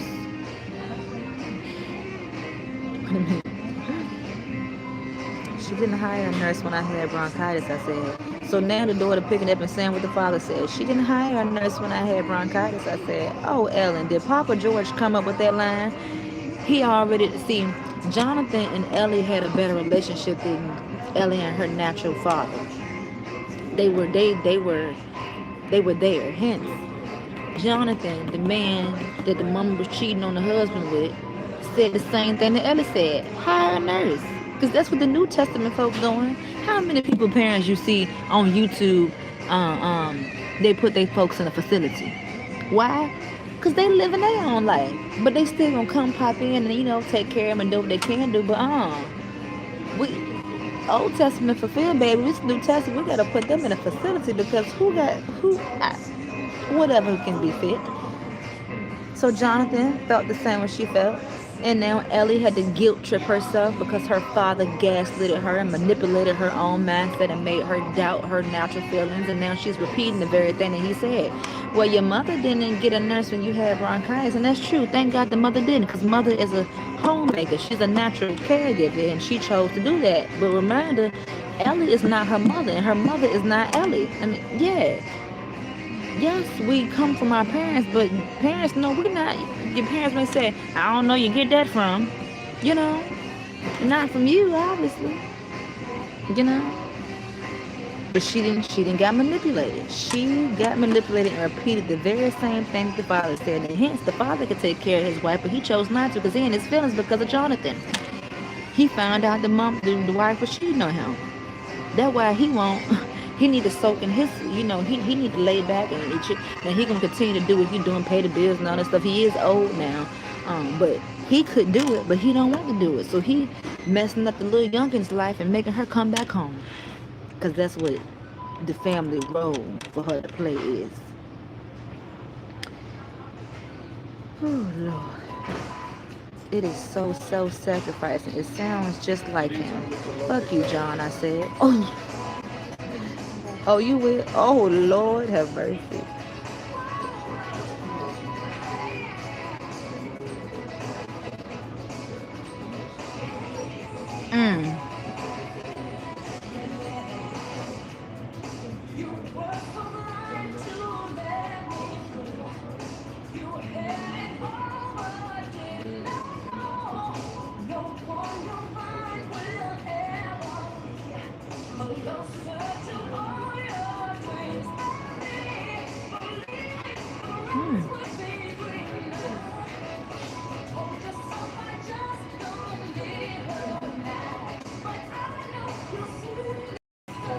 I wish I was sleeping somebody in the garage.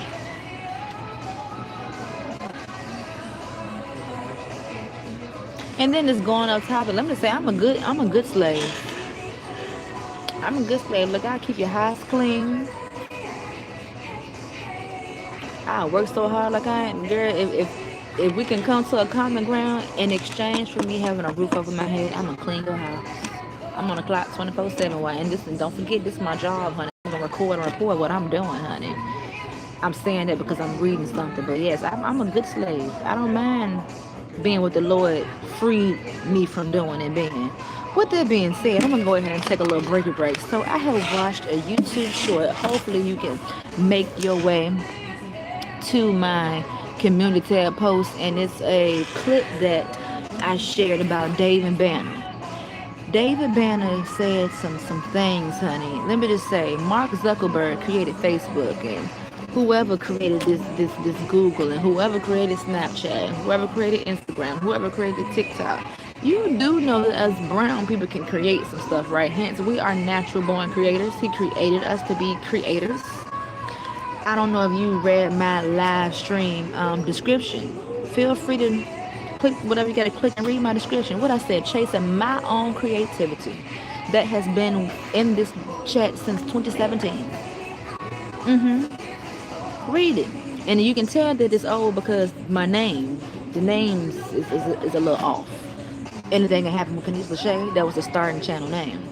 But we the people, and I'm only talking to my colored people, the brown folks, okay? The brownies. We not black, boo.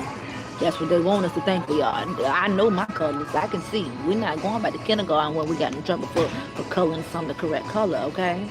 And you think. Okay. But we can create our own. Hence, all these foreigners coming over here owning stores. Why ain't no black folks owning stores? Do you have to be on this here camera, baby? Holding me. I know, I'm a show. Why we ain't creating nothing? Now I understand that may not be something that you want to do. You may know that you're not a boss, and that's a good thing, because don't you dare step into that shoe and then muck something up. We done got too many people stepping in shoes that shouldn't be walking up in, messing up stuff, stealing money and holding out and leaving people out back and whatnot. But we need to start creating our own. That's what we need to do. I wish I had a real supportive team, because baby, what knowledge you got? I did what I got. What knowledge you got? Oh, we smart. Let's put it together, and then we're gonna split it the right way. We're gonna weigh out this percentages. Who really was the brains? Now I'm gonna be real. You deserve more, because you really did that. We're gonna ain't breaking it all the way down, but we the people, we need to start creating our own versus going into everybody else's own, and we can't get nothing that good.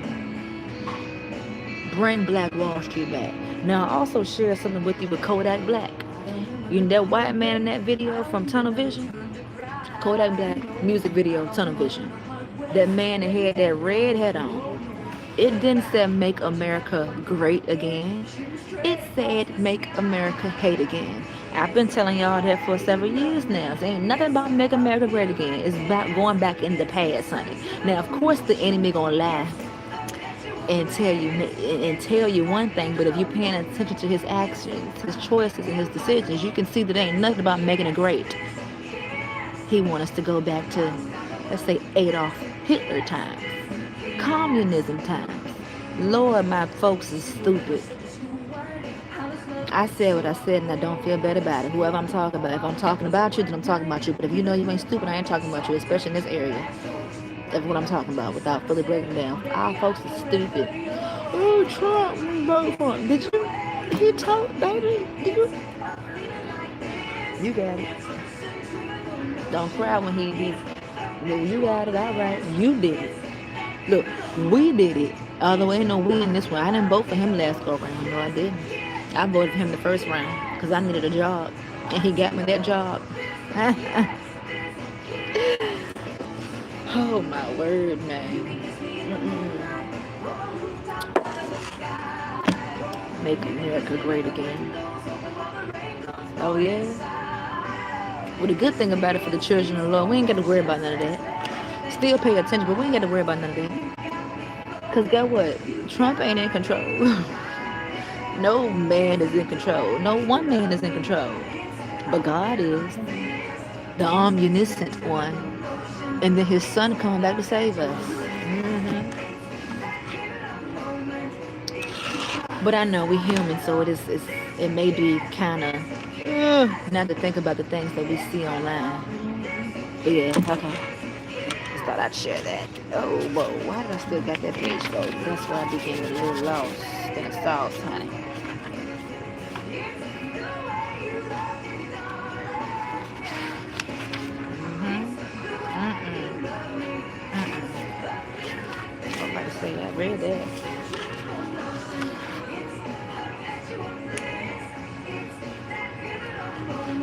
Had to make sure we on one on mute after all that talking.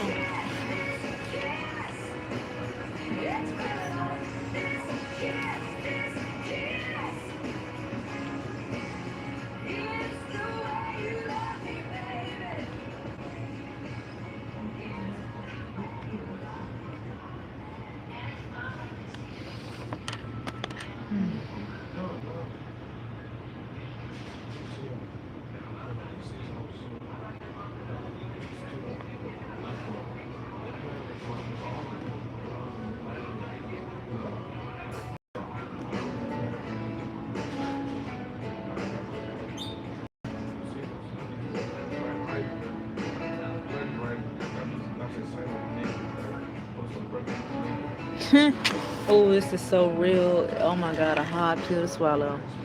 Oh, do I want to read this? Okay, hold up.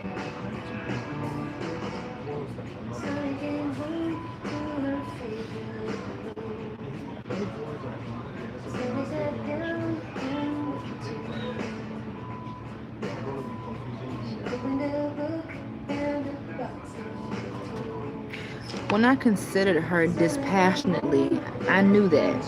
As my friend said, I was lucky in my mother. I don't understand that. As my friends said, I was lucky in my mother. It was simply that I rarely considered her at all. My mother was like dinner. Damn. I'm trying to figure out what she's about to take this to. My mother was like dinner. I needed her in order to live, but I did not pay much attention to what went into her. Let me just say, as I got older, see, I always knew that something. Let me just say this. I didn't say this happened countless times in many different people's lives. Of course, you should love your mother. I know I do. I love my mother, in spite of and despite of. But was just some shit that just won't right. When you have a parent and they not trying to get to know you, I think that's kind of like you're just on autopilot. Like you're not forming or building a relationship with them. You're just building it based off, I'm your mama. Yeah, you my mama, but do you know me? Them to say, I don't know you. I've been trying to, but I haven't been able to knock past a certain level because you're not letting me in. I've been knocking. I've been asking these questions. I can see I make you uncomfortable. You're like, wait, whoa, why is she? I'm just me. I need to know who I've been knowing you for 30-some years, and to be honest, I only know what I see, and that's bad things. And I see some good things as well too, but I want to know what's up in here. I want to know what's up in here, and then I'm really questioning you because I want to know why I am the way that I am when I do certain things that I see you doing. And I'm like, I wonder if obviously it stems. So I need to talk to the source because that source passed this down, and I need to figure it out. But I could never get to it because I understand. You've never had anybody to challenge your mindset. I am one that challenges many people's mindsets. When you come my way, due to what I've been through and due to what I said it right. Due to what I've been through, I gotta move differently. I cannot play the fence of being surface level. That's not gonna cut it. I'm a deep diver, and if you can't deep dive with me, I can't be with you. That's just how it is. You have to really build relationships, and I'm sorry, you just being my mother don't cut it because you produced me, but come on, we don't know one another, obviously. We don't. But she just said, damn, I don't like that. But she said, and this fits with me too. My mother was like dinner.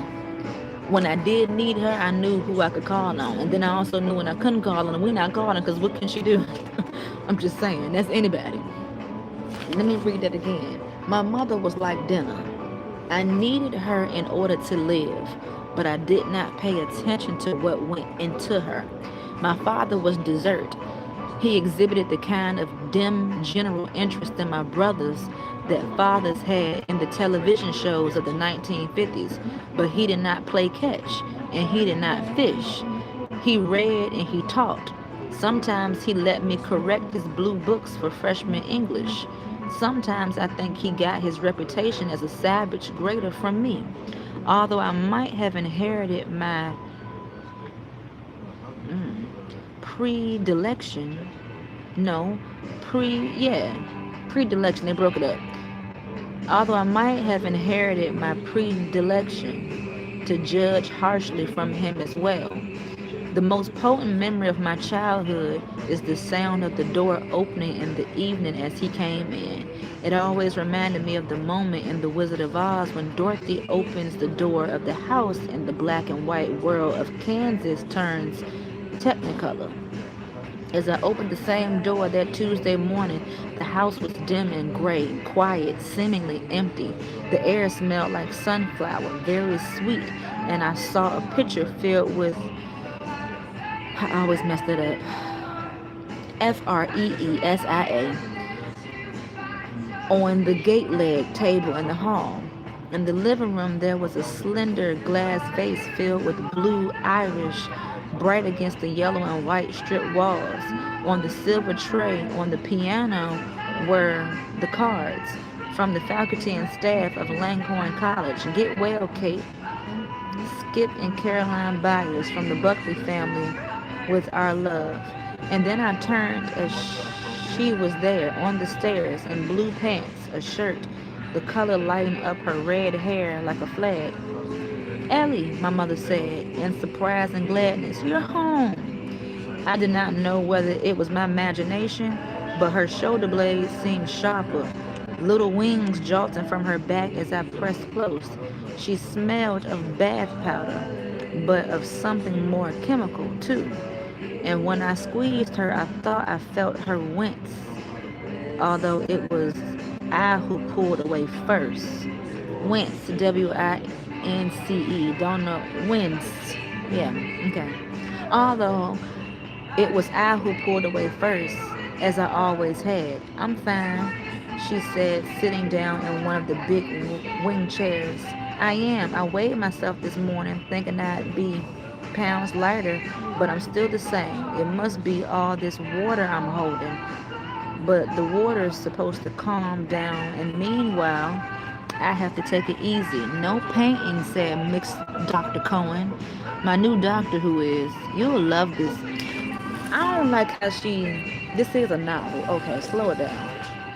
Right. No painting, said Dr. Cohen, my doctor, who is.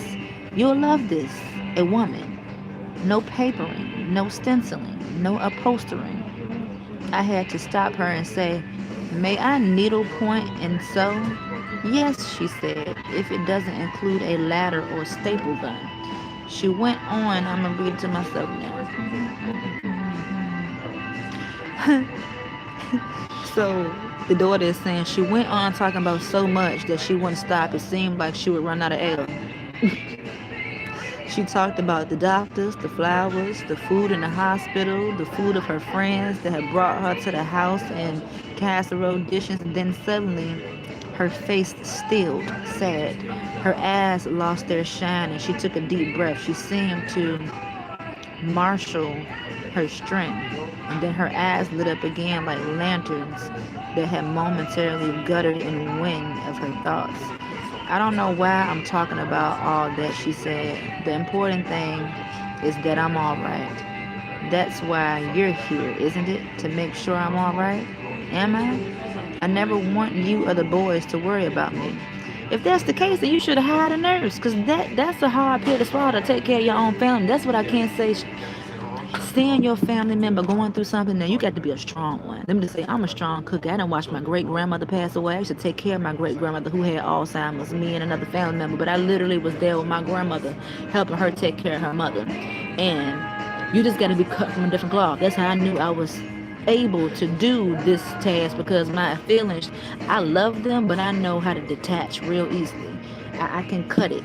You may say that's cold. No, that's just a child of God type of thing. You got to just move like that. But when you really see your loved one a certain way, that shit will tear you up. It will. And that's a mental thing. So, just by her mother saying that, I don't like that she said that, because why would you want your child to be there to see you? Yeah. If it ain't hitting you, then good. Let it miss. But you gonna say, I never want you or the boys to worry about me, then why is she there taking care of you if you don't want her to worry? Because that's an inevitable thing. She's going to worry about you, being that she's now in the presence caring for you.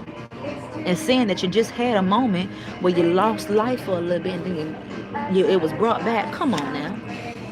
Anywho's, I never want you to worry about me. I feel good. I feel fine. If you feel fine and you feel good, she wouldn't be there taking care of you. Come on now. Stop playing your role. But you gotta tell yourself that so you can keep going. I sleep more than I used to, but I'll be myself before you know it.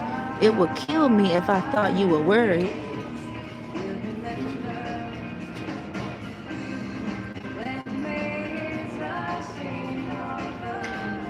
It would kill me if I thought you were worried. I could live without a staple gun. And we both laughed. Okay. All right. Ellie then began to start to play her role. You look great, Mama, I said. And it was almost true. She said it was almost true. She looked good that I remember wondering whether by the end of the month I could throw out my grad student who'd sublet my apartment and get my old job back. She looked so good that I remember wondering whether by the end of the month I could throw out the grad student who'd sublet my apartment, who took over her apartment, and get my old job back. Well, I didn't know you were coming, or I have something in the oven, she said, touching her hair. I don't know how good any of these things people brought over will be, like bringing coals to the newscastle. Newcastle? She said newscastle, okay. I thought to bring us food, so we'll have dinner out tonight at the inn.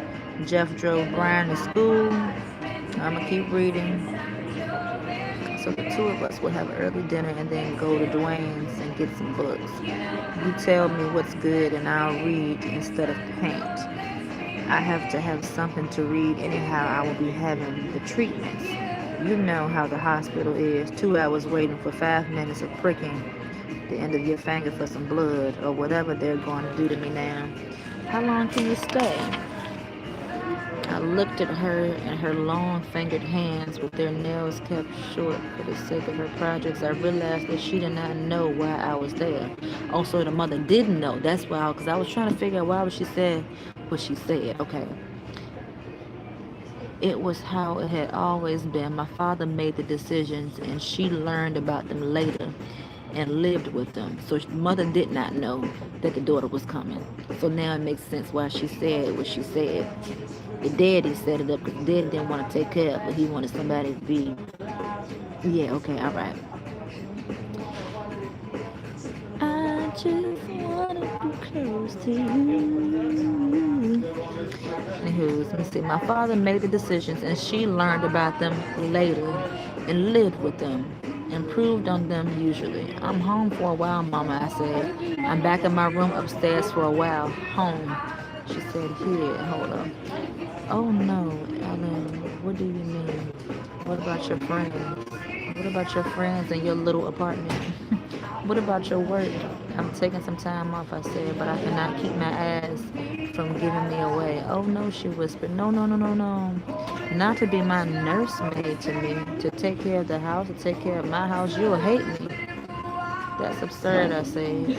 Oh God, Ellen, she said as though I had not spoken. You have to go back. We can have dinner and then you can take the train in the morning or the last one tonight. There's one tonight late, isn't there? Mama, I said, Mama, you're going to need help. I can sit with you for a while you have chemotherapy. And when I saw her lips begin to work, I added the treatments. I can take care of the house and do some of the things the doctor says you can't do until you're feeling better. Oh, Ellie, she said sadly, I'm not a fool. Don't talk about it as though I have the flu. I said to Dr. Coleman, well, I can't do anything at this time. I can't do that. You may not be understanding. I'm reading fast. Let's see. But you can at least commit to one thing. Christmas trees around the green Carolyn evening, as she says, well, Kate, it's long December. And of course your father starts to hum the song about being long.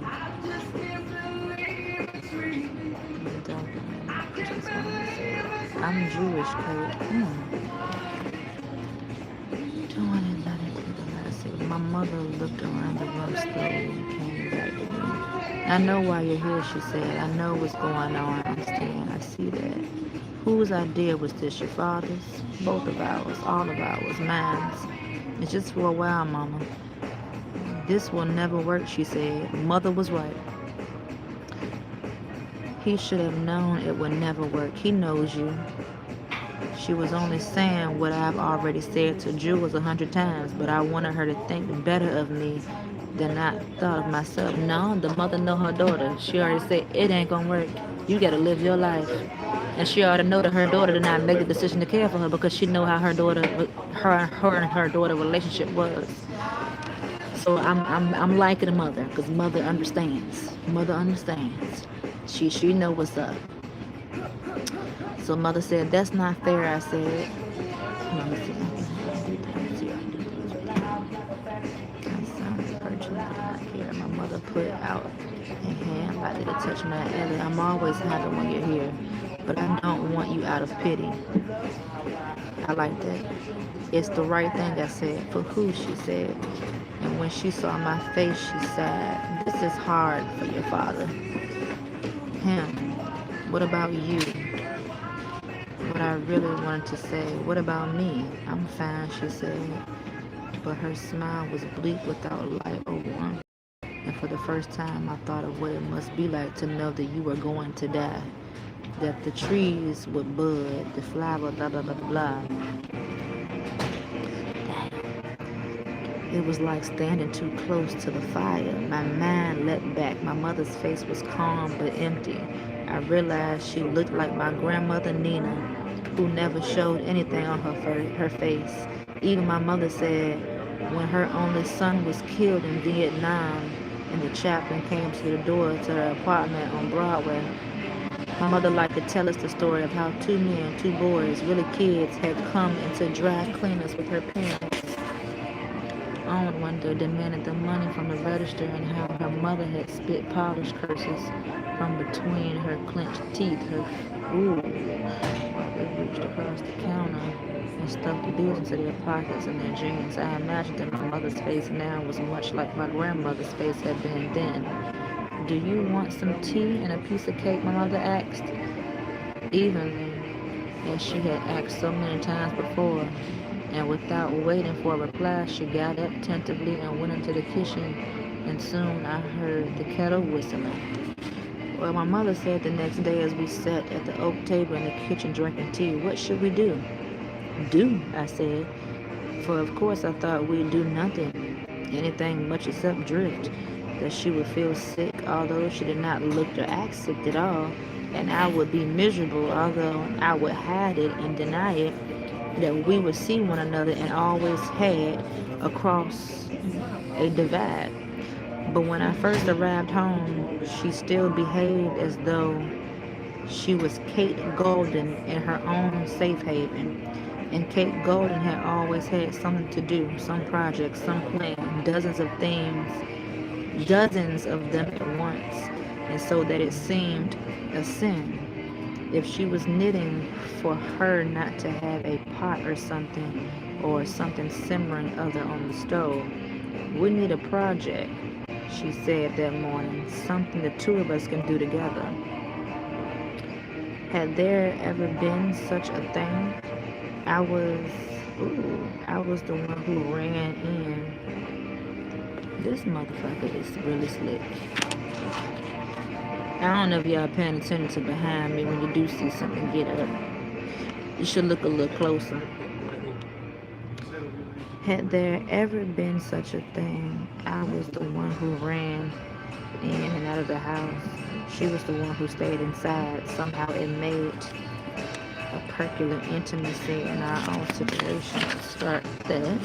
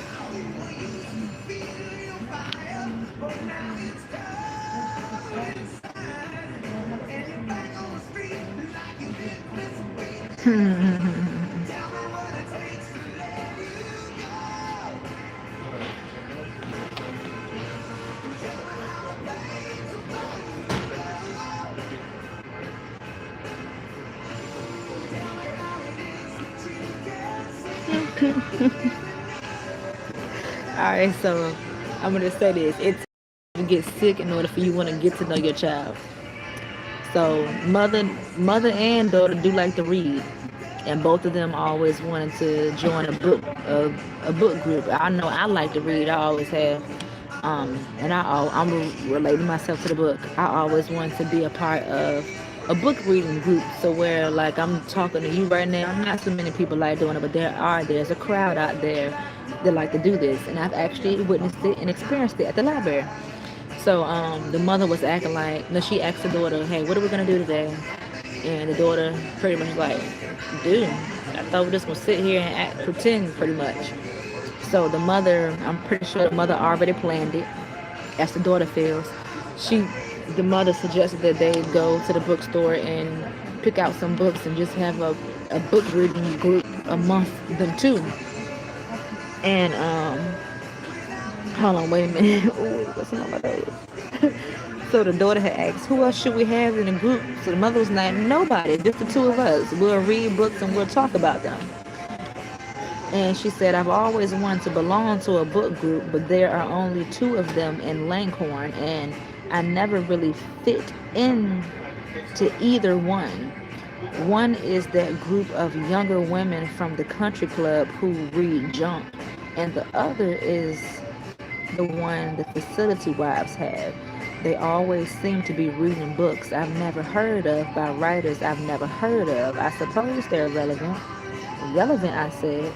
There you go again. So that became our project, what my mother named the Golden Girls Book Group. We went down to Dwayne's bookstore that afternoon, one of those September afternoons that feel like deepest August, warm and dank and slightly overcast, the trees dipping to meet the dusty sidewalks. We bought 2 paperback copies of each of 3 books, Pride and Prejudice, Great Expectations, and Anna Karenina.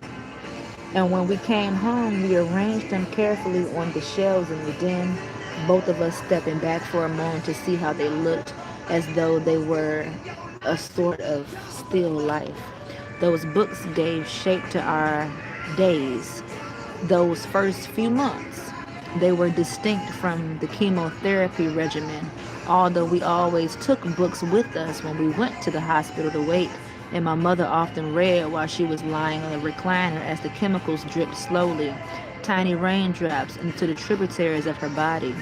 And when I had spent sufficient time each day on the small everyday chores of laundry and vacuuming, I found so tedious, she would call out to me, time to read. What a great thing, said Jules when we talked on the phone. She trumped you at your own game, not to mention the professor. Jules, the thing you do that I hate is that you read 100 times more into everything than it deserves. We bought books. We're reading books. We'll talk about books. So what? I never said she was stupid. I missed that completely, what I read. How did we get to that? Whatever. No, I gotta go back. Jules, the thing you do I hate is that you read 100 times more into everything than it deserves. We bought books. We're reading books. We'll talk about books. So what? I never said she was stupid. Who? Thanks for sharing that, hon. I never thought she was. And what I meant was she probably figured you'd be bored and she would look at you for being bored. It would remind her of why you were there, but instead she found something. Okay, somebody else talking. Who is the somebody else? Did I miss that? Guaranteed to be bored. Very smart, very smart. I wish Jules had met my mother, but somehow I never arranged for them to get to know one another. Both of them were smarter than I was about people, but they only spoke once on the phone when I was out grocery shopping. I remember afterward that I asked Jules what they talk about, tie-dyeing, she said. To this day, I'm not sure whether she was kidding. One afternoon, my mother and I packed up our books, took a picnic up to the River Park View, and spread an old quilt on the grass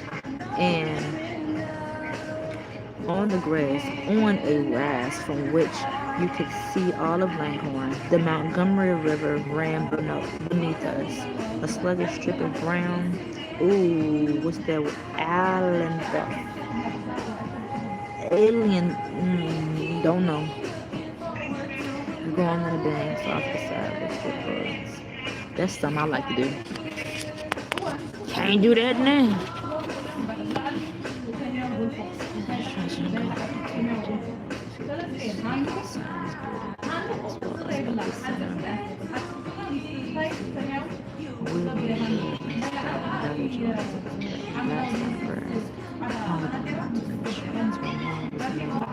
They had no children.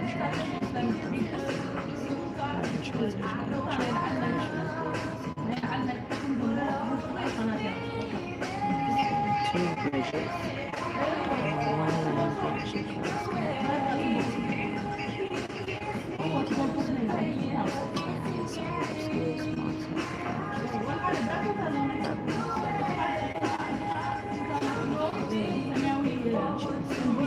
That sound good. That sound good.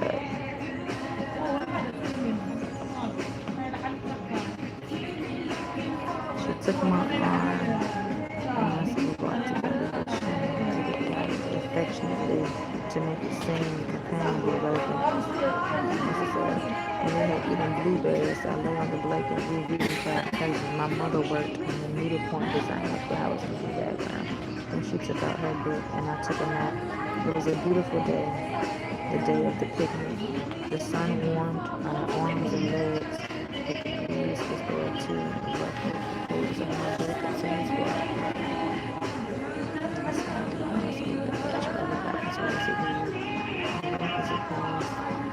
I remember those days. Has anybody ever went to the park and whether had a picnic by yourself or with someone else, and maybe took a book or a magazine or something, finished reading a book or magazine, then you took a nap?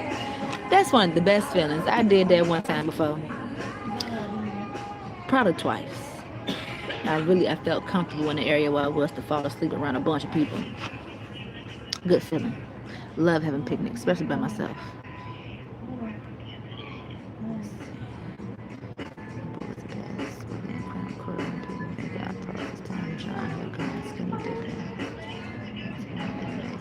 So her and her mother did have a good, they had a picnic day out. They read books while mother was doing some netting. Good food. Let me read what they had again. Hold on, let me go back. They ate some chicken sandwiches, but you gotta go and get one of these. They had a chicken sandwich and cucumber salad with a red onion. That sounds good. That sounds good. And they said that day was a great day.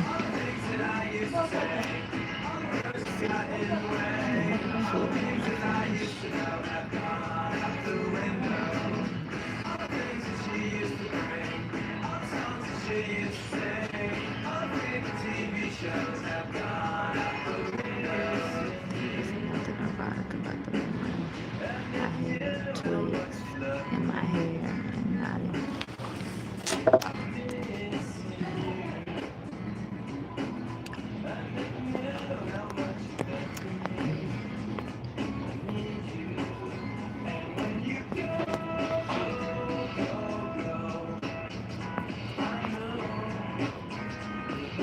Shout out to everybody in the chat. See, there had been a full moon, and after I was finished, but before he was, and I stood near above my head, I lay with my hands on my face and always was still rocking. There was nothing erotic about the memory. I had tears in my head.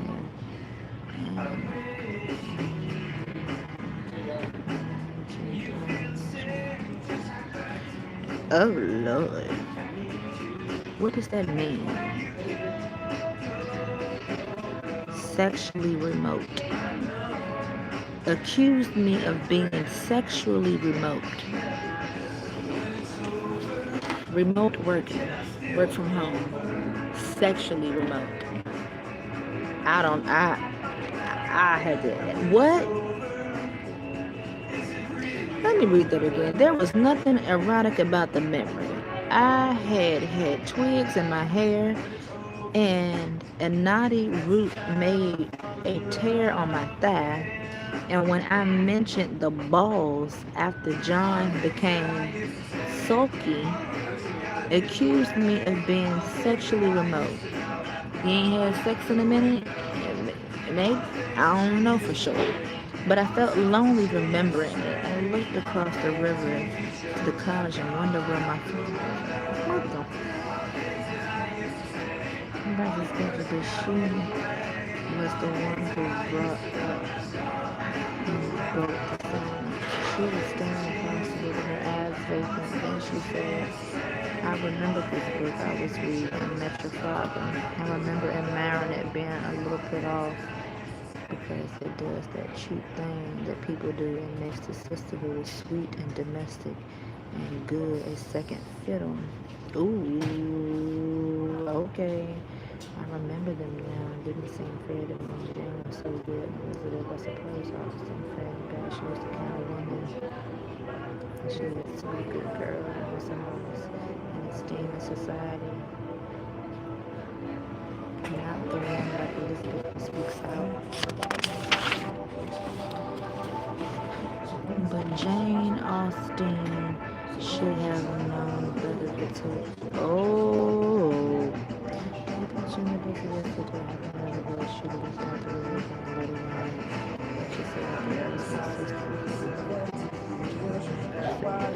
That's all I'm saying to say. Women writers of all people should know better than to pigeonhole women, put them in a little groups, the smart one, the sweet one. Women professors do it at the college and conferences. My mother pitched her new voice and making her friends. And we keep perhaps just really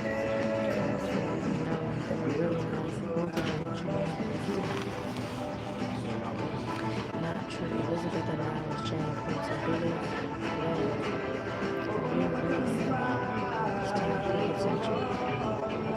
Tell me you still believe in the big stuff.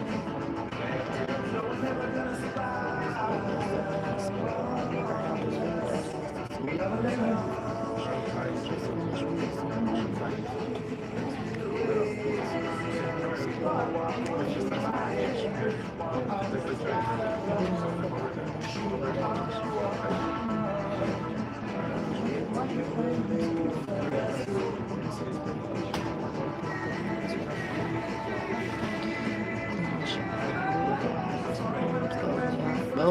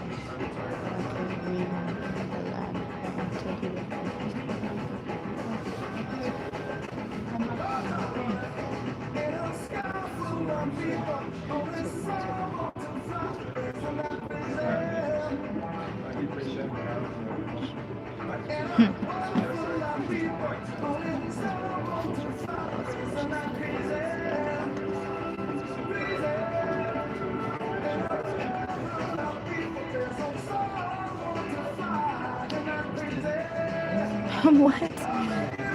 Who was the word? The handsome woman. Like, people say she has her beauty and she looks so good. And he was so smart. My bad. Even though he's smart, she looks so good. She smiled. So this is hurt me.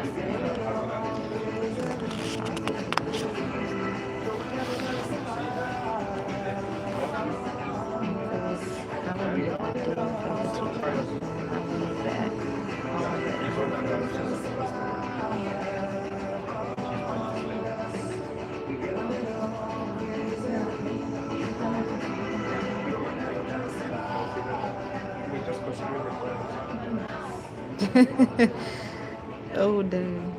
My mother said brightness smart ass. I don't know how many people call me a smart ass in my life. You no smart mouth. Like, duh, what you think, baby? We smart.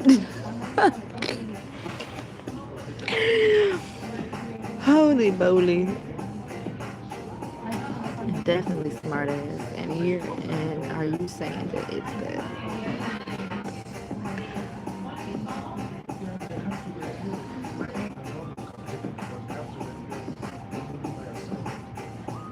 Oh, is that, can I ask y'all a question? Is anybody married up in here? Let me see, make sure we, yes. I'm learning, all I gotta do is let y'all and let me not say nothing, because it's gonna do better when I don't say nothing. Thank you for them 60 votes, I appreciate it. I didn't reach my goal, so that's not to speak on it now. Thank you for the 60 votes without me asking for y'all to vote, because when I ask y'all, you be an asshole with me. Up, I sit up and stop cussing. Oops, failed. But you see how it would be? And then I want y'all to go back to past live streams when I try to talk to the chat. What the chat do? Don't say nothing. So when I'm minding my business, oh, we gonna get the same way you treat me, I'm gonna treat you the same way. Here you go. Oops. I'm learning. Thank you for being my teacher, y'all. Thank you for being my teacher. So we're gonna work together some way, somehow, dag nabbits. Some way, somehow. I'm learning. I see you, and you see me. So let's see one another, especially through this daggone phone screen. Phone screen. Did that sound old head? Whatever. It is a phone screen. Okay. What was that? Hold up, because I didn't. Let me go back.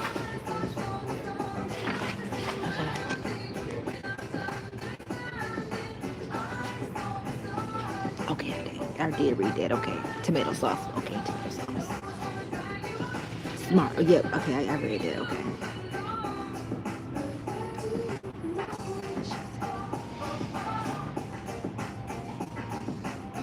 Oh, that's what I stopped. Hold it here. Hold it.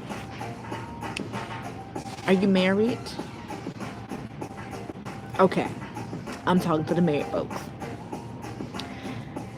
So the daughter is now learning about the mother. They've never had this opportunity to ask one another questions about one another, right? So the mother was telling her daughter about how she met her husband, and the daughter was questioning, what did you like about her father? Okay. And then who asked the question?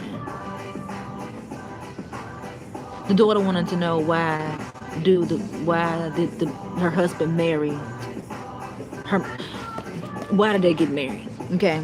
So the mother said, I imagine he married me because I reminded him of his mother. Now, if that ain't a true answer right there, you do know most men try to marry their mothers. For whatever your mother carried. Let's say your mother raised you. I mean, your mother took care of you, however she took care of you. A man may marry a woman because they want the same thing. They want that woman to do the same thing like his mother. Let's just say if your mama was a deadbeat. A man may marry his mother. This is what I'm getting to. This is a factual statement. Some men, says some, will marry a woman because it reminds them of his mother. Now, if your mother was a good woman, I guess that's good that you want to marry someone like your mother. You know, I don't know nothing about that level yet, so I'm gonna I'm gonna keep quiet and move on. I don't think I would want my husband to marry me because I remind him of his mother. I mean, no. I don't care if she was good. I don't know. I don't you know what? I don't know. I know. I think I just need to I'll find out. I don't know. I don't know. I'm not your mama. You only got one. I'm gonna be your wife. It's a difference. That's just me. I'm just saying. No thank you. Don't wanna play that role. Cause you're not my son. I'm just saying. I ain't marrying my son. I'm man to man.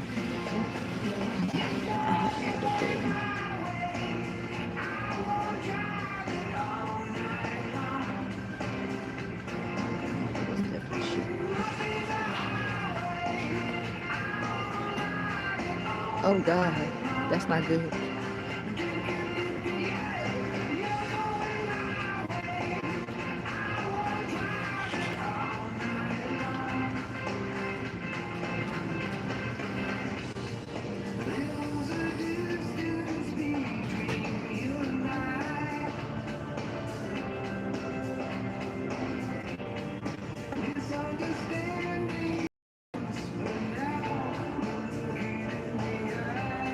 Oh, she was jealous.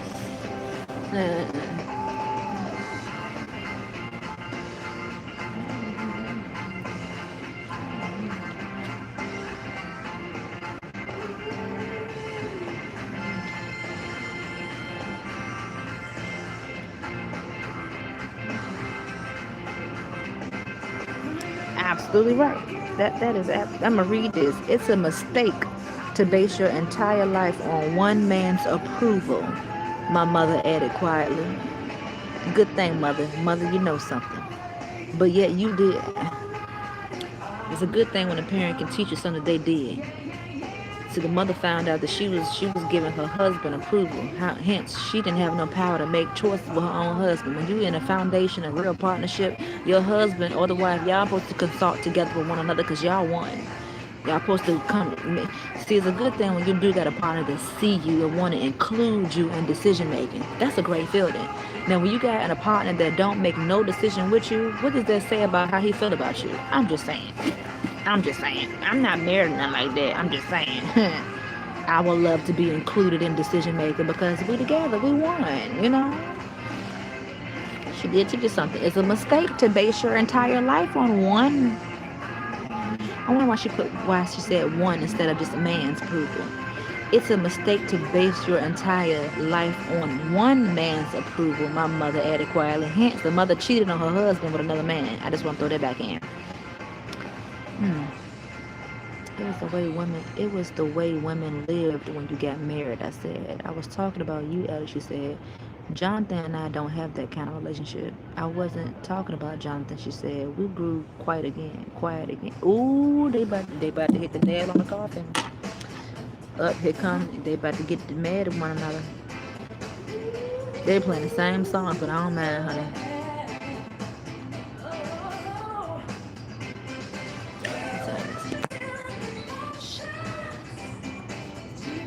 We done been together since 5 o'clock this morning, child. We done been together since 5 o'clock this morning.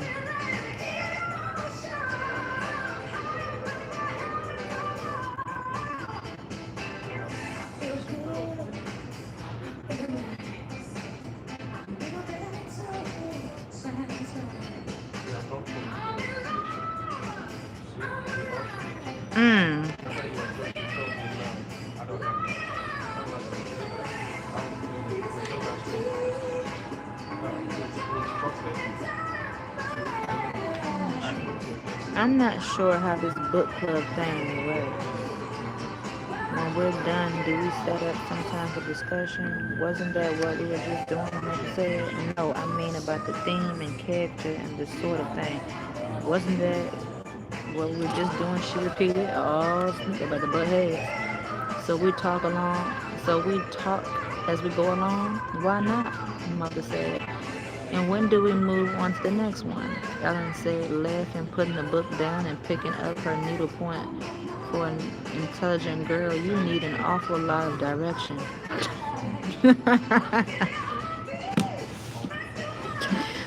Hold up, hold up.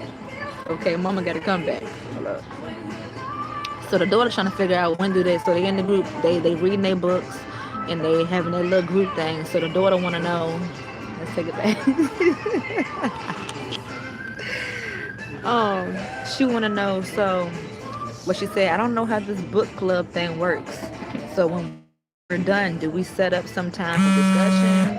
Wasn't that what we were just doing? So I just finished reading and having a conversation about what was going on within the book. However, I think the daughter got a little bit confused.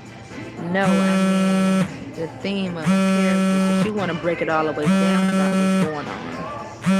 Anywho, the mother had to let her know that we just had a discussion about the book. Why not, mother? So we talk as long as we. So we talk as we go along. Why not? My mother said. And when do we move on to the next one? Ellen, she said, laughing. That's mother talking to the child, putting the book down and picking up her needlepoint. This was funny. For an intelligent girl, you need an awful lot of direction. We'll go on to the next one when we're finished with this one we have. Let me just say this. A parent's job ain't always over. Now, I don't know whatever your mother ever told you, but I know my mama told me her job was on me at 2100, because, baby, I'm just a handful. How many of y'all a handful in here? Like, you know you a lot. You can be very intelligent and smart, but sometimes the elevator just may not go up to the top of the Veda. You may need a little guidance in some areas, and at least you should respect the fact I'm asking you. Maybe you... It's not giving because your ass ain't on it, but I understand that moment. The mama like... You're a little smart ASS. You don't understand what's going on here?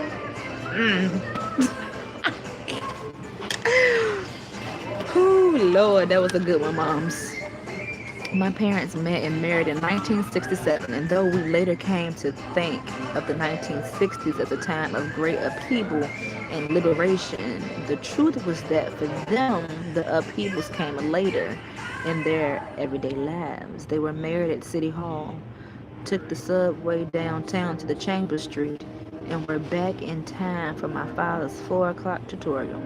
My mother went back to work in her parents' dry cleaners on Broadway, but after she locked up that night, she went up to my father's one-room apartment at 135th Street, climbed into his bed, and the next morning began to make curtains out of sheets. She put casseroles on a hot plate. They even had dinner parties. My mother once told me, chili and garlic bread balanced on the laps of half a dozen starving students. By the time the Upper West Side was rife with consciousness-raising groups and faculty members were shedding their twin sets, Smithy wives in the favor of graduate students. Come on.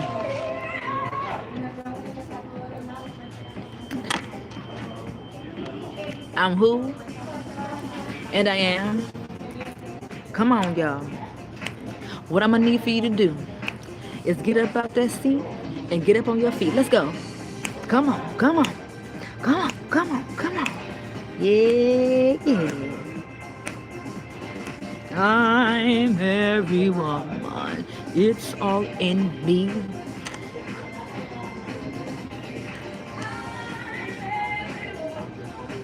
And if you're a man, change the words. And I do, and I do, and I do, and I do, and I do. Okay, one place can't start the other place.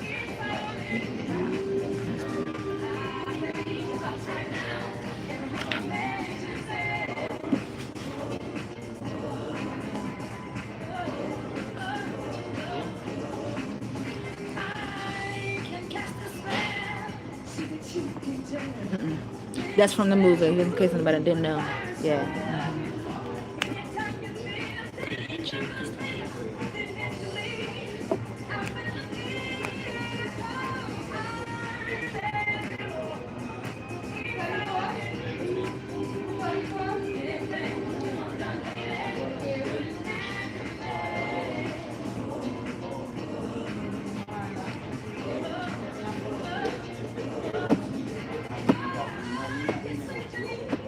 about to get up.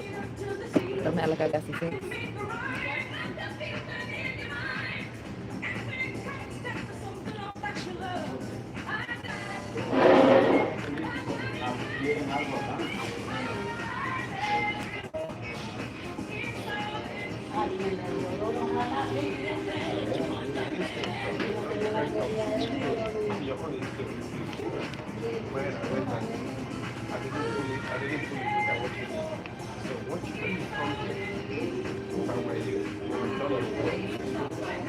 Sure can. Ooh, ooh, ooh.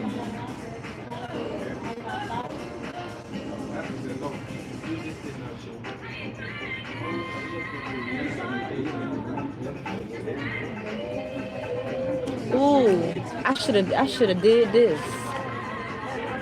Cause my Tina Turner would have came out. I got an old soul, baby. Put on a real show. A nice soul performance, honey. Make you feel good.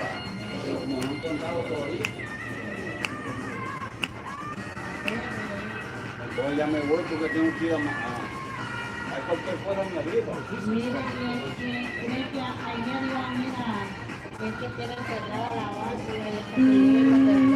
Okay, let's go back. Get back on track. Remember the red.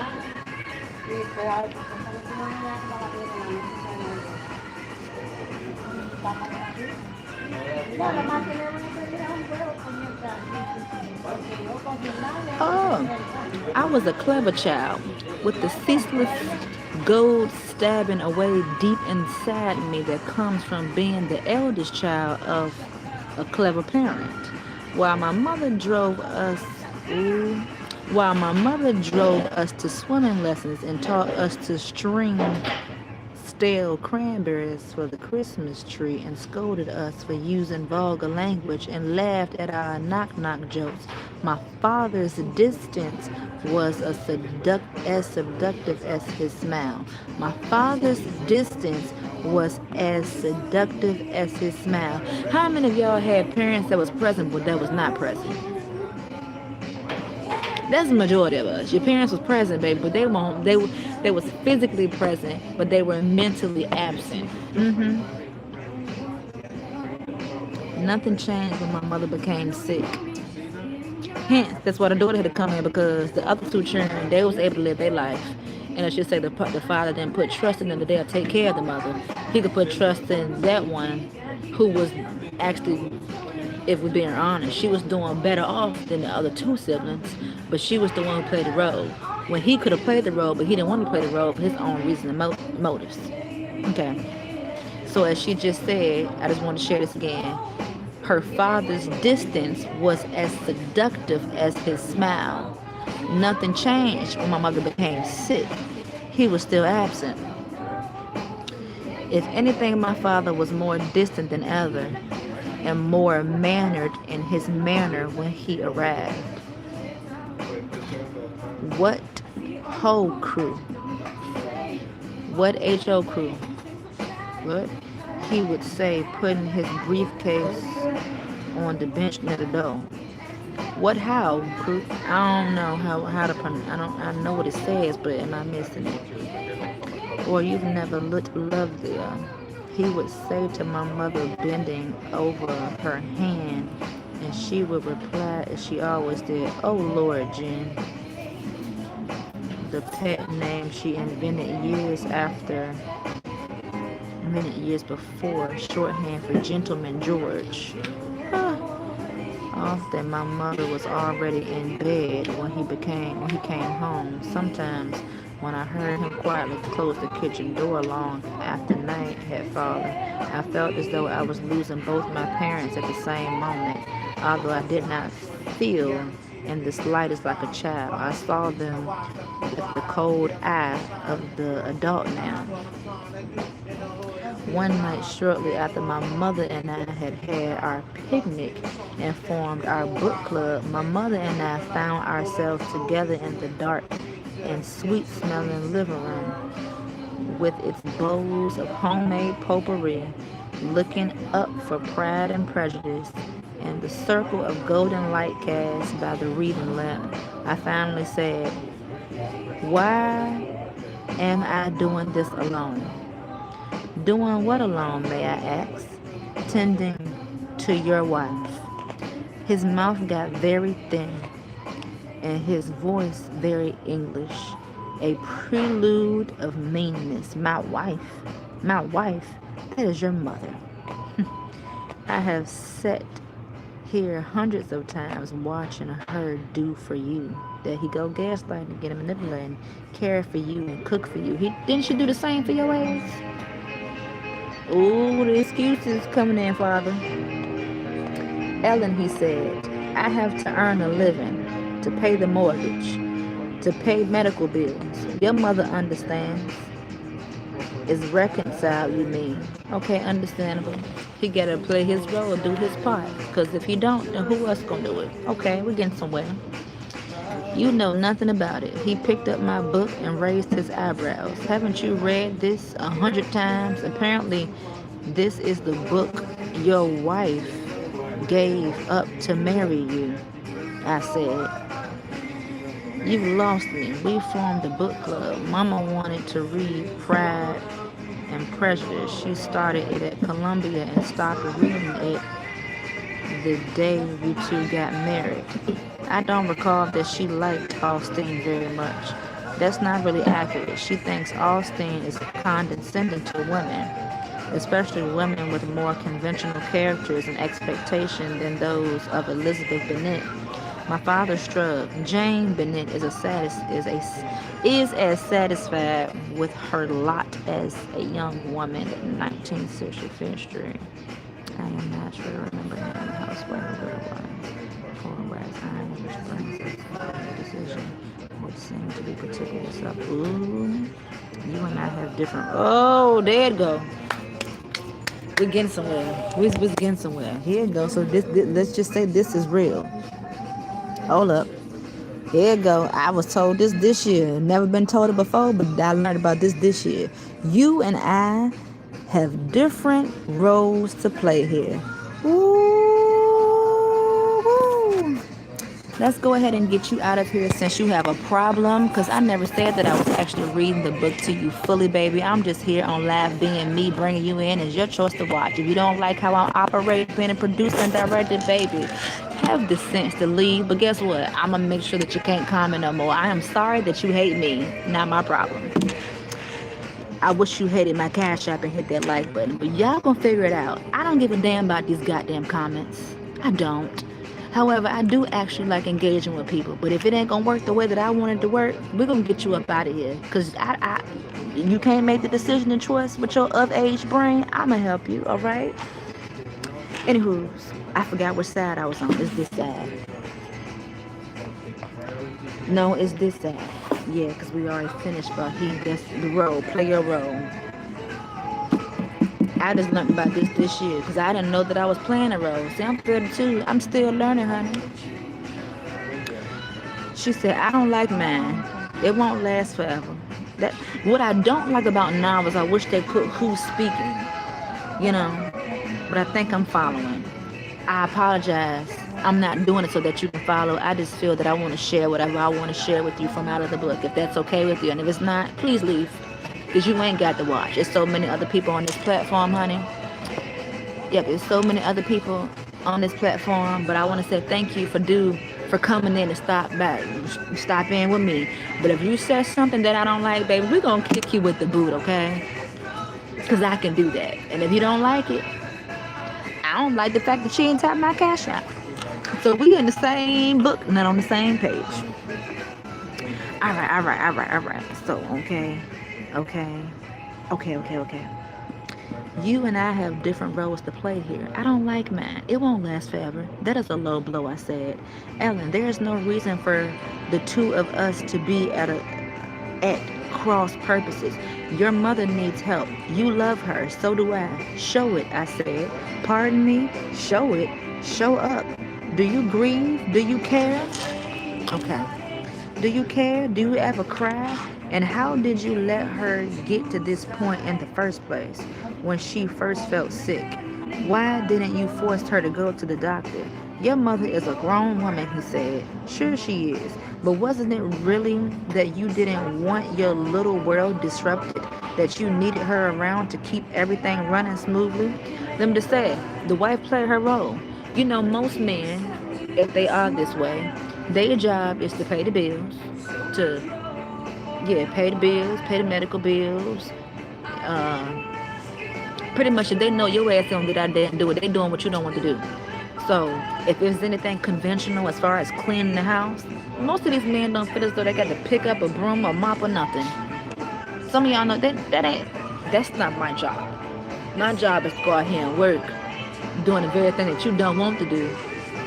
I'm loving you in that manner, honey. So your job and your role that you need to play is in this house. I expect for this goddamn house to be clean. I expect for me to have a meal.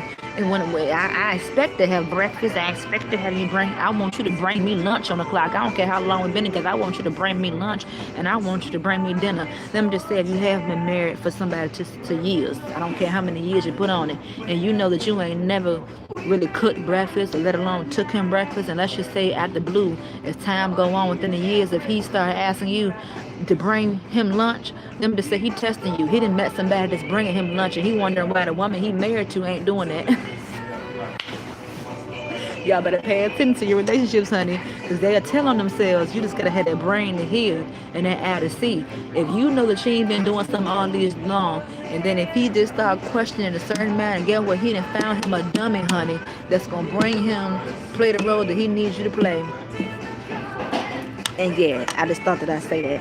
Anywho's, your mother is a grown woman, he said. Sure she is, but wasn't it really that you didn't want your little world disrupted? That you needed her around to keep everything running smoothly? Just like now, you need me around because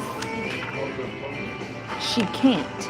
You bring me here and drop me down in the middle of this mess and expect me to turn into the kind of person. Hold up. You bring me here and drop me down in this middle. You bring me here and drop me down in the middle of this mess and expect me to turn into one kind of person when I'm completely different. I'm gonna make sure I'm gonna read it again. Let's make sure we on it. You bring me here and drop me down. We up here. Let's get it back again. You bring me here and drop me down in the middle of this mess and expect me to turn into one kind of person when I'm a completely different kind of person, and to be a nurse and a friend and confidant and a housewife all rolled up in one. Okay, I got it out right. Don't forget being a daughter. You could always be a daughter. Ooh, I would not, but that was daddy making me. His comebacks is on it. No wonder why she's smart, because both of y'all got smart mouths too. With these comebacks I done read. You wonder where she get it from. Y'all, duh. Okay, no, he did say be a daughter. A benefiting daughter because it benefits you. Okay, I feel you, daddy. So she hit him back what he created. Oh, Papa, don't try to make me feel guilty. Let me just say, parents will make you feel guilty for having your own brain and thinking for yourself, making your own choices and decisions. So she hit him back with this. Oh, Papa, don't try to make me feel guilty. What about being a husband? That's the question right there. Since she's a daughter, let's talk about what about being a husband, because you're supposed to care for your wife as well too. Through what it said, through sickness and health, through richer and for whatever. I'm not married, but it's something like that. Then he gonna throw it with, that's none of your business. That's none of her business. This shouldn't have been none of her business either. For put this type of stress on the child. I don't care if she is a grown child. You know what? I understand, Daddy. I understand that a lot of us are very much so similar. That don't make no sense. That's none of your business. This is between your mother and me. If it was between your mother and me, then why is she there in the first place to help take care of what you're supposed to be taking care of, which is your wife? Oh, I forgot. You got to pay the bills and you got to pay the medical bills, because I understand. We got to play our role. Understood. He rubbed his eyes with the flat of his hand. These days at the beginning of the term were very tiring, and I don't have the energy for anger. And he disappeared into the dark of the hallway and up the stairs. His voice came out of the black, disembodied a kind of Cheshire cat without the smile. Cheshire, Cheshire, Cheshire, cat without the smile. Don't forget, he added, I take the night shift. As I stood up to turn on the lights and go to bed, I glanced at the picture of the three of us on the piano. I saw my mother's glowing face and thought of how she had made it possible for my father to believe that his world would be effortlessly cared for because she had seemingly effortlessly cared for it. I was beginning to understand the effort and the care now, and that made me angry to know how she had pretended that he had a job and she had something so much less, and made me fearful too of the future. The essential differences between my mother and me seemed less essential. Now that I could see her sitting in the library at Columbia reading her way through the classics, she had given that up for my father. She had deferred promises. She had deferred to him ever since it was true.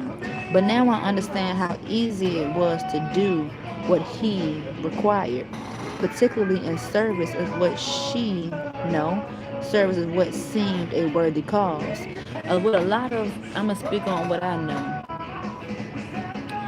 It's taking it back to why people get with people in the first place. Some people may get with people for love, actually. Many people don't. Many people get with people because they see that they can benefit off of somebody. Alright, now I see this person, they like to work. I do my own type of work, but I don't want to work in that manner, so I'm going to use them to take care of me type of thing. Well, that's the goal, but failing to realize you are assigning yourself to a particular agreement that you may not even know what you're coming to agreement with. This person now will have power and control over decisions and the choices that you make in your life. You can or may not be able to do certain things. I just said that. I don't care if you understood or not. But now I understood how easy it was to do what he required, particularly in the service of what seemed a worthy cause.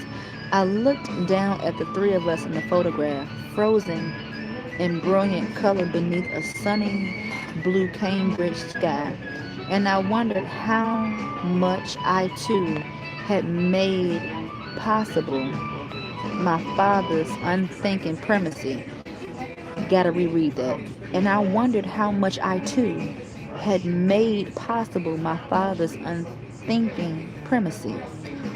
Or was it their marriage I safeguarded? My mother, ever sweet-tempered, without the demands of my father's intellectual arrogance. My father still enamored of his wife because he had another companion for his life of the mind.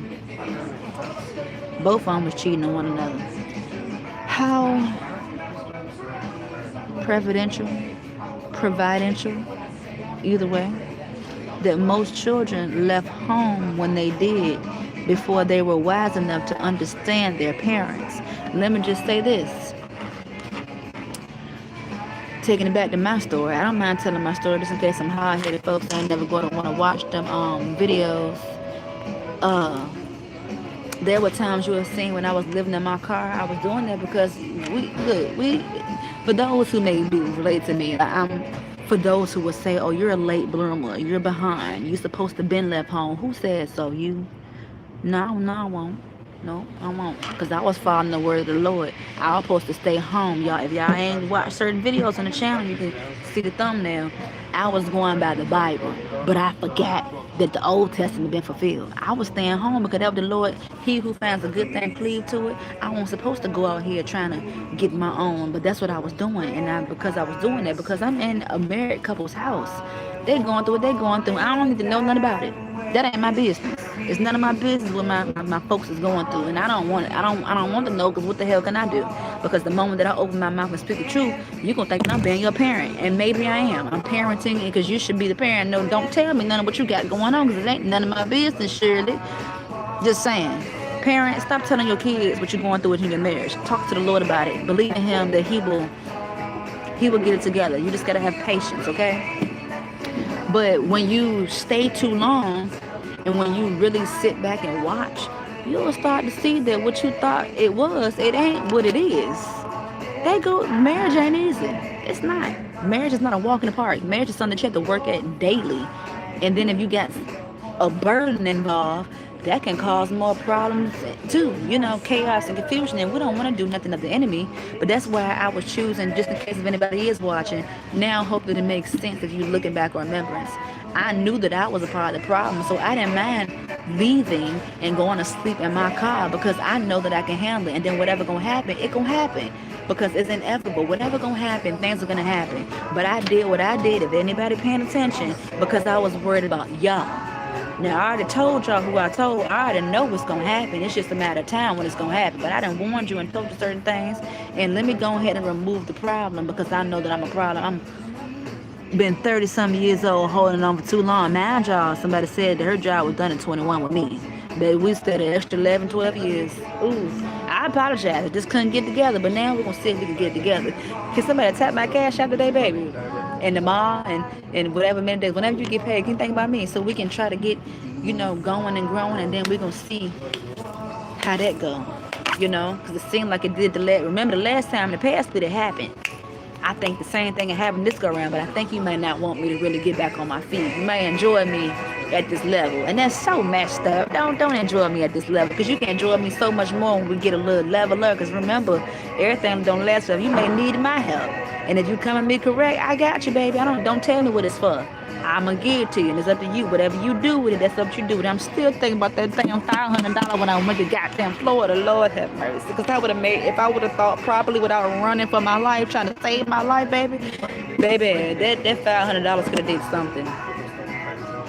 What? I don't know, but I would not have did that. We did that because it was actually a lined up amount of reasons. We're trying to go and get a job, and then we also, that ain't the reasons. But yeah, ooh. Can somebody send me another $500? I think that was the family member. The family member said, "Don't tell who I am." I didn't. You see, I'm loyal. I know you sent a fake name to that cash app, but can you send me some more money and see what I do with this go round? Shit, we gonna try to do something. Buy some transcripts for school or something. Shit. Just saying, we're trying to make some shit go around. We're gonna do the things that we don't want to do to get us to where we want to be. But if you want to see me here, that's fine. I'ma still keep going. We're gonna still keep going. I'm glad that you're right there. You better be glad this camera ain't on you, bro. I feel you, babes. But anywho, let me see. Where we left off at? Let me see. He had another companion for his life of mine. How, you will feel better in the morning, I said aloud. And as I stared at the picture, it became abstract. And I grinned, Then I stepped back and rearranged itself. Ooh, a still life of happiness. My eyes were dry and sandy. I felt tired and sapped, as though I had been living here like this my whole life. That's a terrible feeling. I know how you feel, sister girl. That ain't a good feeling. As I indeed had, looking for myself in the space between the two of them. Yeah, when you found out how one of your parents treated another parent, that'll do something to you. Especially if you love your parents, you gonna wanna kick somebody's tail for messing with your loved one. That was me. Let me just say this again. What I'm doing right now, this is the teachable moment. Parents, don't tell your children about what you're going through in your marriage, because whether you know your child may love both of y'all, and when you tell something negatively about their partner, you now got your child looking at your partner like, I want to tear your tail up, and it ain't supposed to be that way, because you have to learn in a of-age man, or a mature man rather. You can't be sharing that type of information, because you don't know what that information is doing unto the next person. Now you're causing animosity between people, because people don't know how to not run their mouth and gossip and talk about other people versus talking to the source that you got the problem with in the first place. That's not how you're supposed to do it. So I'm putting myself on the line yet once again, using my life experiences, telling you what you need to know if you don't know it. If you are an adult, somebody's parent, I don't care how old, your child grown, but I don't care, cover your mouth.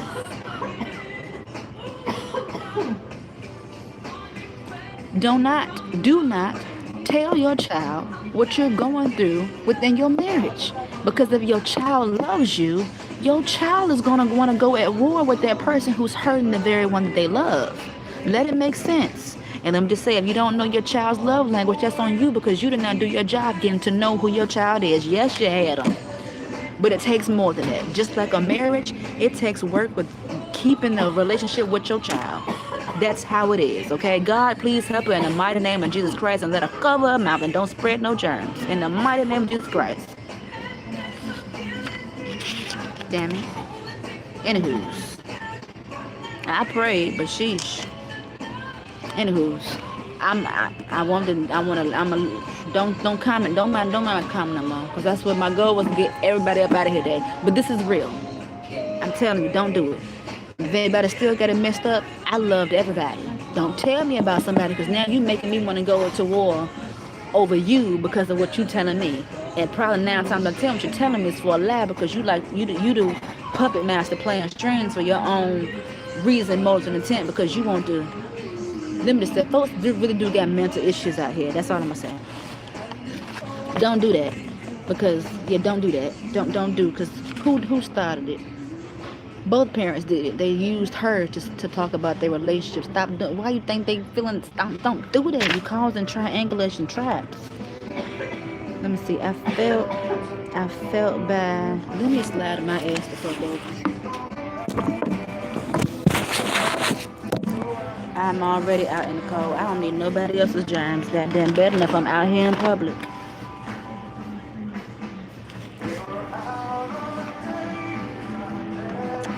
This how petty I am.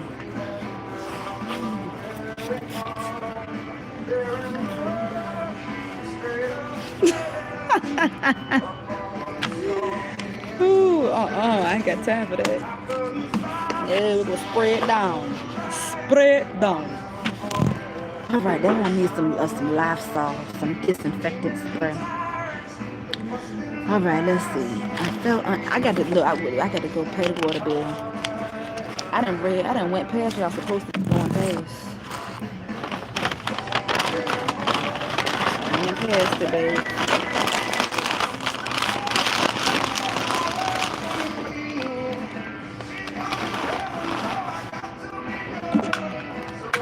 Put the other one on charge now. I'm at 4% with my doggy. Let's swap them.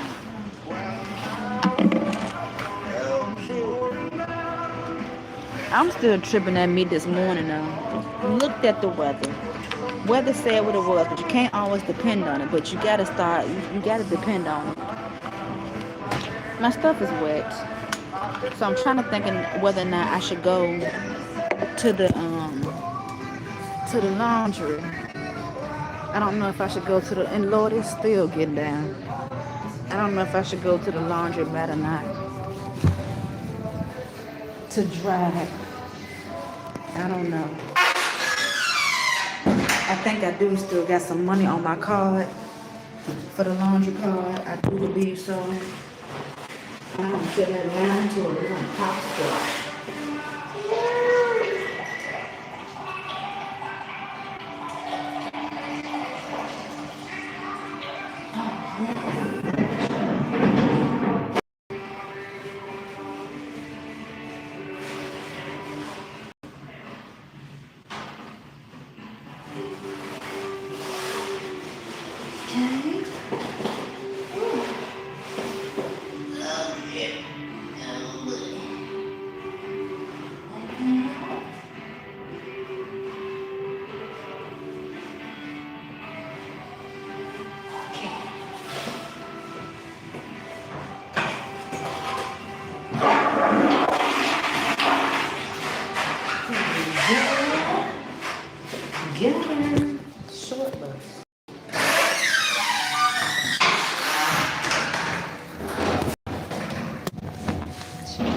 confused.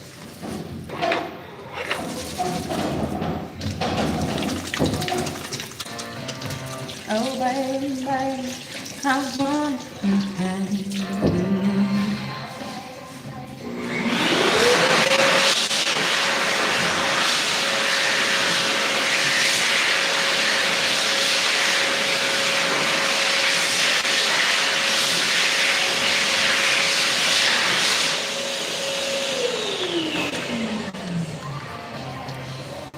I miss my eyebrows. Up there, my boy. This is the spot to come to, honey. All right, y'all sit right here. Sit right here.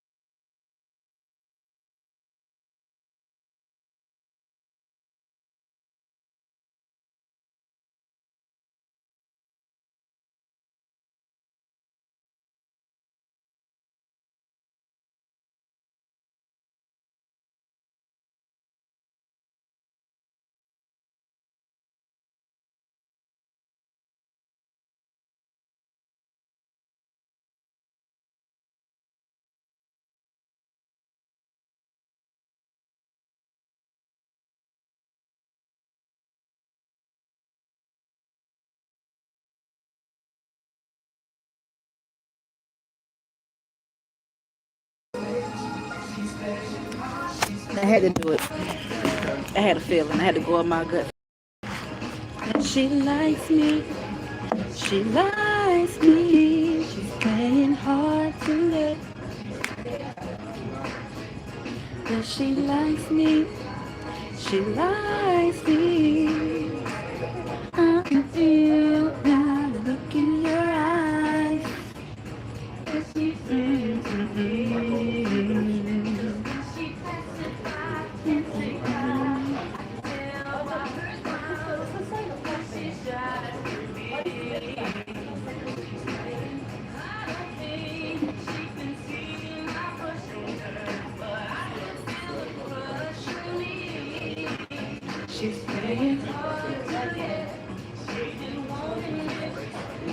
And they didn't change. They didn't change that since the last one. They didn't change the colors. Cause that was white. Y'all remember what was in here? Hold up. Wait. That was red and white. That was red and white. If anybody remember, they didn't put a little flare on it. let's get back to this grown folk conversation. Are there any parents in the chat that have looked at their children as being their friends? And most parents that I know, they're like, yeah, my child, my friend. I want to ask you this. How come it's beneficial for the parents to pick and choose when the child is the friend and the child? Because let's just say if you being a friend to your child, and let's just say your child tell you something that you need to know that you didn't expect them to tell you no, now you may resort back to, I'm the mama.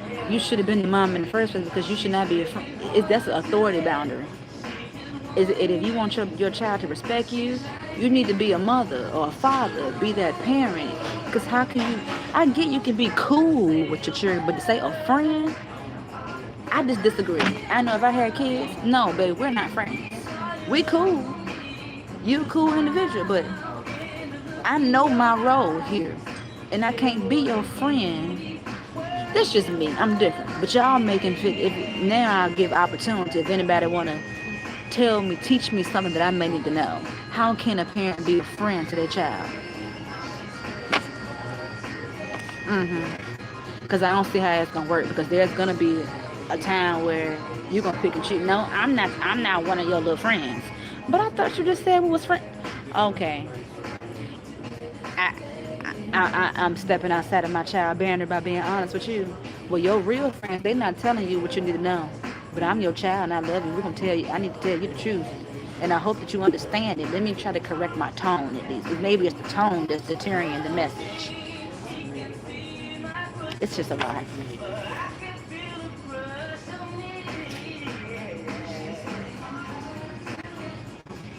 Read this.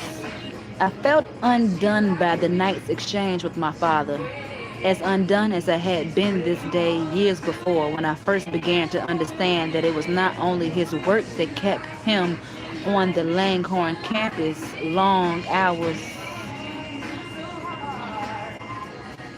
Wait a minute, gotta start all over. When I first began to understand that it was not only his work that kept him on the Langhorne campus long after classes were done for the day. Langhorne, too, had a library, though not as large as the distinguished as Columbia's. There was something church-like about it, with its long and narrow stained glass windows commemorating Shakespeare's heroines. Oh, did you call? Anybody call me? I don't know if I heard 840. Anybody hear a number?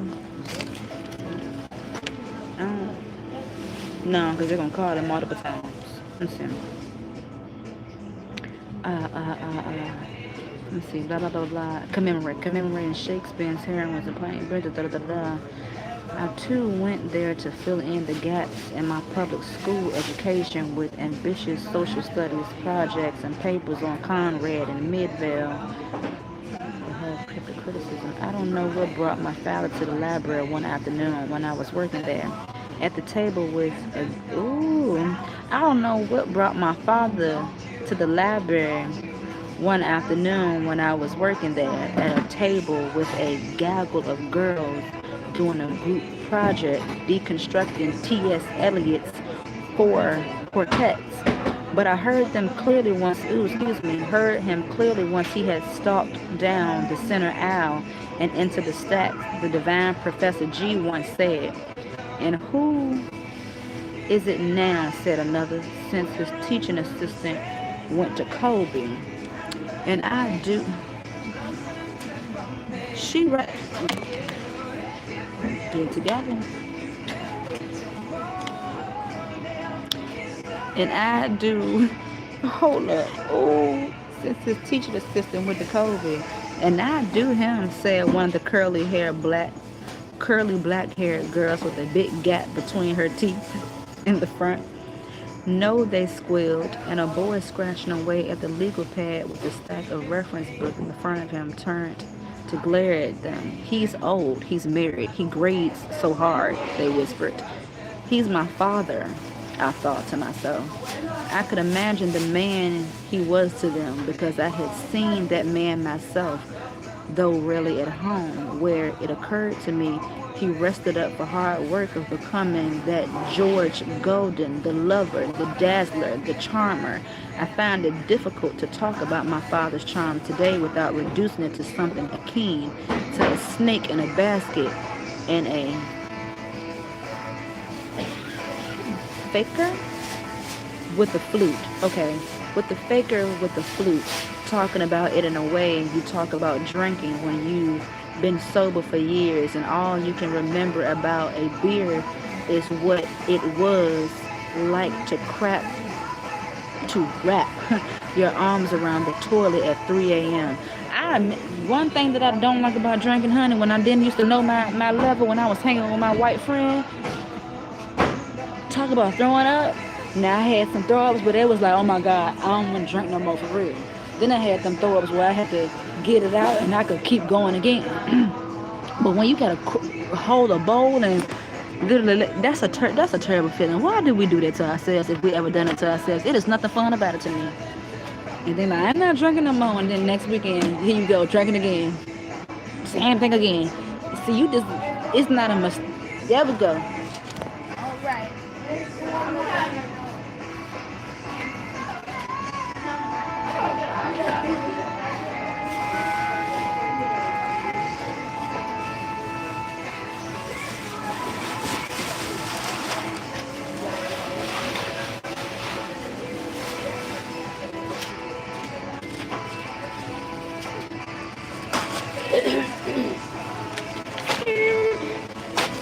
I had to give me some lunch for later too.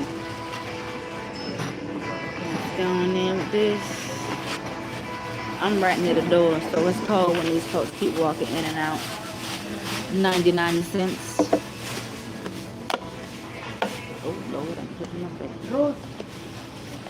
back. 99. Alright, let's see. Yes, man, assistant. Kobe, gap in the teeth. I used to have gap, just in case y'all know, right there, we got a bar behind it. Let me see, can I see it again? I don't know, I'm thinking about it. I need to brush my teeth too. I'm really thinking about opening that bad boy back up. I got my gum, stop it. Let me. Okay. Still in. We'll see what I do. Let's see. No, that's good. I could imagine the man that he was to them. The dazzler, the charm. I found it difficult to talk about my father's charm today without reducing it to something akin. Okay, I read that. Very flute. I'm talking about in a way you talk about drinking water when you've been sober for years. But the real true thing, my father was cordial to men. I'll be intent on making his word known, his word law, but to women, he was courtly and so warm, he appeared to be courting even the elderly and the very young. My dear Miss Dwayne, he would say, as he stepped to the counter at the bookstore, where I might find an occult. Oh! Your help will serve not only me personally, but an entire generation of impressionable students who think of Truman Cape Cod as a guest at the Dick Cavett show. You consider fishing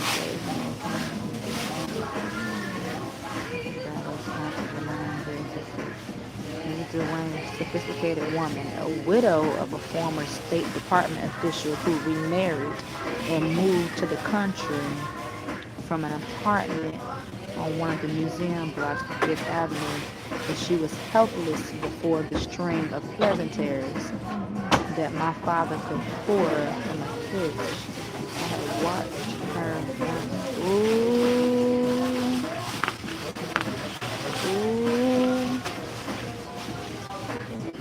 He reminded me of somebody. You doing that stuff in front of your daughter, but that's your blood daughter, so that's real messed up. You're doing it in front of your blood. No respect at all. One wall to another because my father had complained about finding them in a short story section. I would say, George, get this shit. Ooh.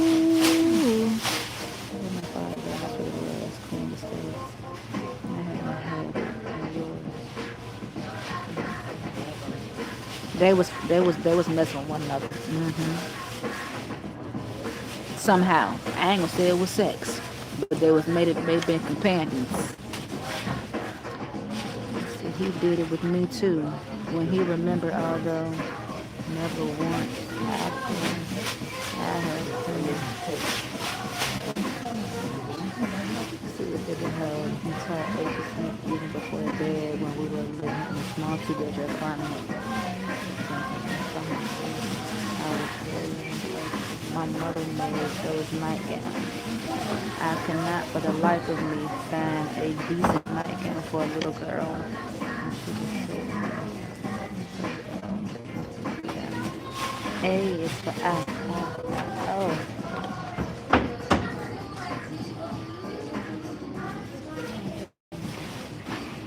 Sometimes I see the loop and one of my girlfriends was in the car. I would say, let's call the whole thing off.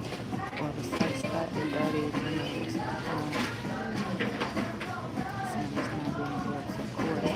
They dragged it all. My father sits in the car and fights tells me to shut up while he gets sports scores off the radio, said Jennifer Buckley, whose father owned the company.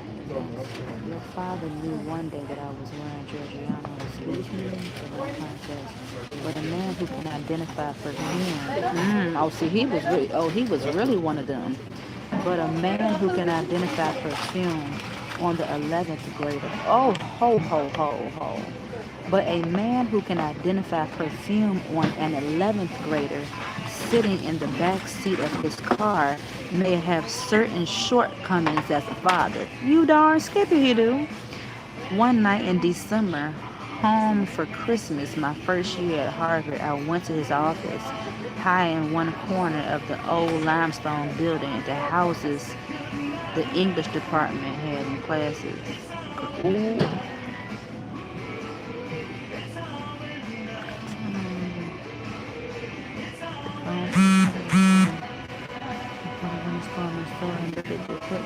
Holding tight. The girl wasn't. Oh. I got to the fourth floor office, but I could hear the sounds from it with them.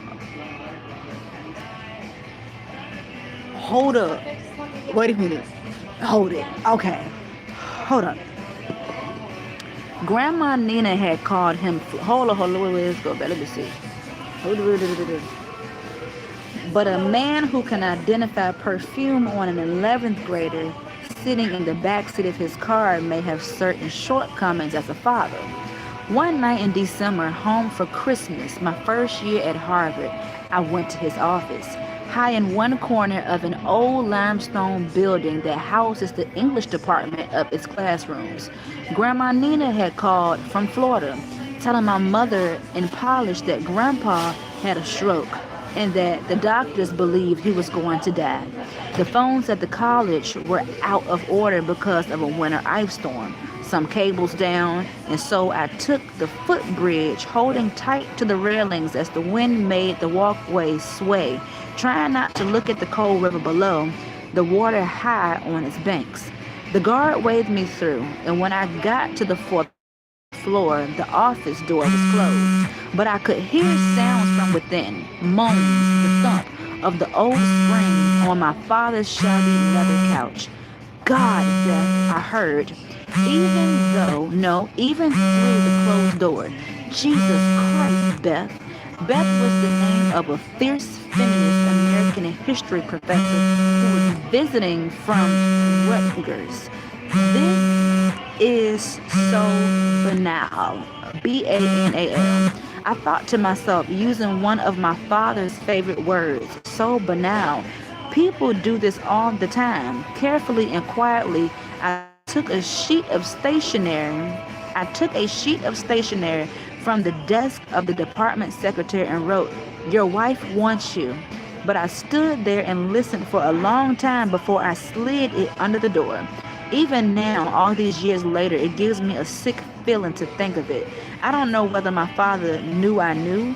Our relationship underwent a change after that.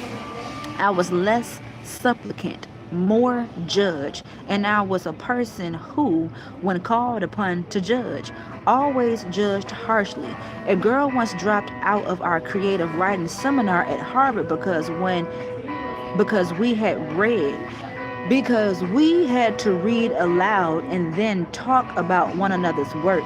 And after 4 sessions, she could not bear. She told the instructor to hear what I would do to her stories based on what I had done to others. I was unrepentant. Unrepentant. I said unrepentant. I was unrepentant when the instructor told me this. That's her problem, isn't it? I said. I judged my father just that harshly, or maybe more because I imagined he had adjudged me wanting for so long and in many ways, but nothing seemed to have changed between my parents then and ever. And it was much later that I made a connection between what happened and my endearing love affair with Jonathan, in which I wanted and hated him in relatively equal parts. When we went back to Cambridge after the Christmas vacation, Jonathan was amazed to discover the things I had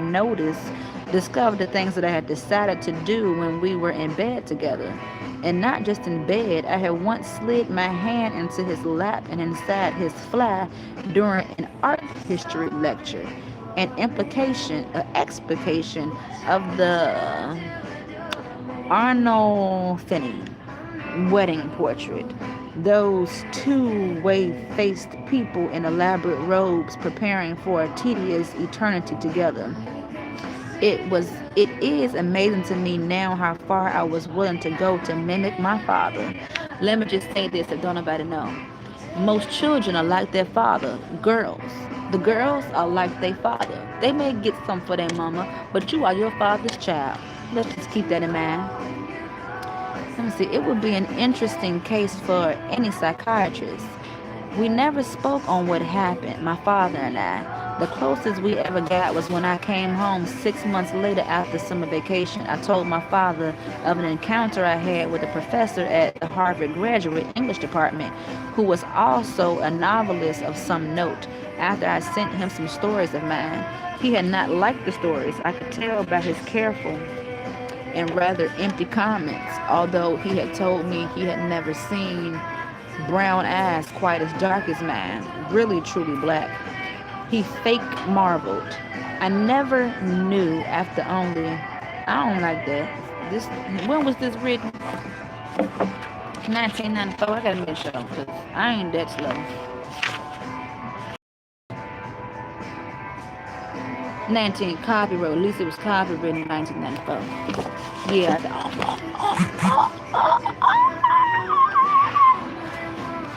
Hold up. Wait a minute.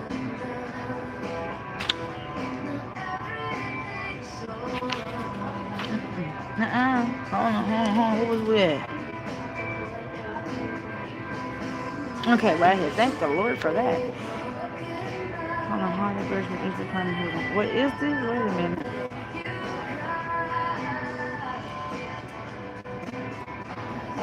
Yeah. I told my father how, looking at my name, at the top of each page, he said, the George Golden graduate. He was a smart guy, but a pain in the ass. He just dropped off the face of the earth after he got his degree. And we both knew that what that remark was coded for. My father and I, as we sat eating vegetable lasagna and a Caesar salad. That sounded good. But he did not flinch, and I told the story casually. My mother turned to the stove, and Jeff and Brian gasped. My father smiled thinly and said, he's a very poor writer, and he was a very poor doctoral candidate. Did he like your stories? I didn't answer, and my father smiled again, knowing what the code was for. I remember I had answered the writer, and my mind had imagined Sam with puncture and turning away. He's my father. That's some shit. And you're an asshole. Oh! I imagined myself stalking out and leaving my manuscript on a table. Instead, I had ducked my head and said nothing. Took my stories and walked home, driving in the rain, so that the manila envelope was the consistency of cereal by the time I got inside my dorm room. John was waiting on the bed in his underwear, reading a biography of Jefferson. Did you sleep with him? He asked. You're a pig, Jonathan, I said, dumping my ruined manuscript in the basket. Yeah, but I'm your pig, he said, cricking his finger at me. And over I went again. Ooh, Jesus. Oh, let me see how this. I might have to. Yeah, I'm gonna hold off on this one. I'm gonna hold off. Now we really getting somewhere. Child, y'all better find you a book and get into it. This got me hooked, and I'm excited. I'm gonna read the rest of her books that she got. It's 4 more, and I know which one I wanna read next. I wanna read Thinking Out Loud next. Then I wanna read Object Lessons. Then I wanna read Living Out Loud. Then I wanna read the last one, The Tree That Came to Stay. Because I feel like in that order, however I'm reading it, it's gonna show me something. Baby, ain't I'm like a good old book baby. I'm just saying, just in case if you ain't know, but you may know something. Ooh, child. This is something, honey. This is okay, we're fully charged.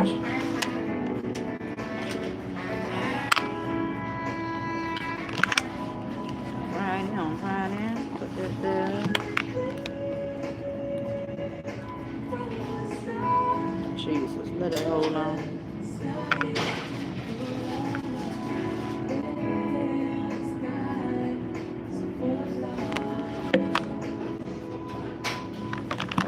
Where's the other one? Okay. Sade. Sadie.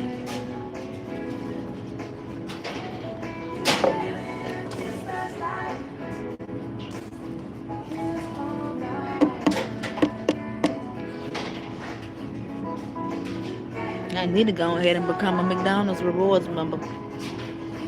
I'm gonna save all my receipts so I can scan a little funky little barcode.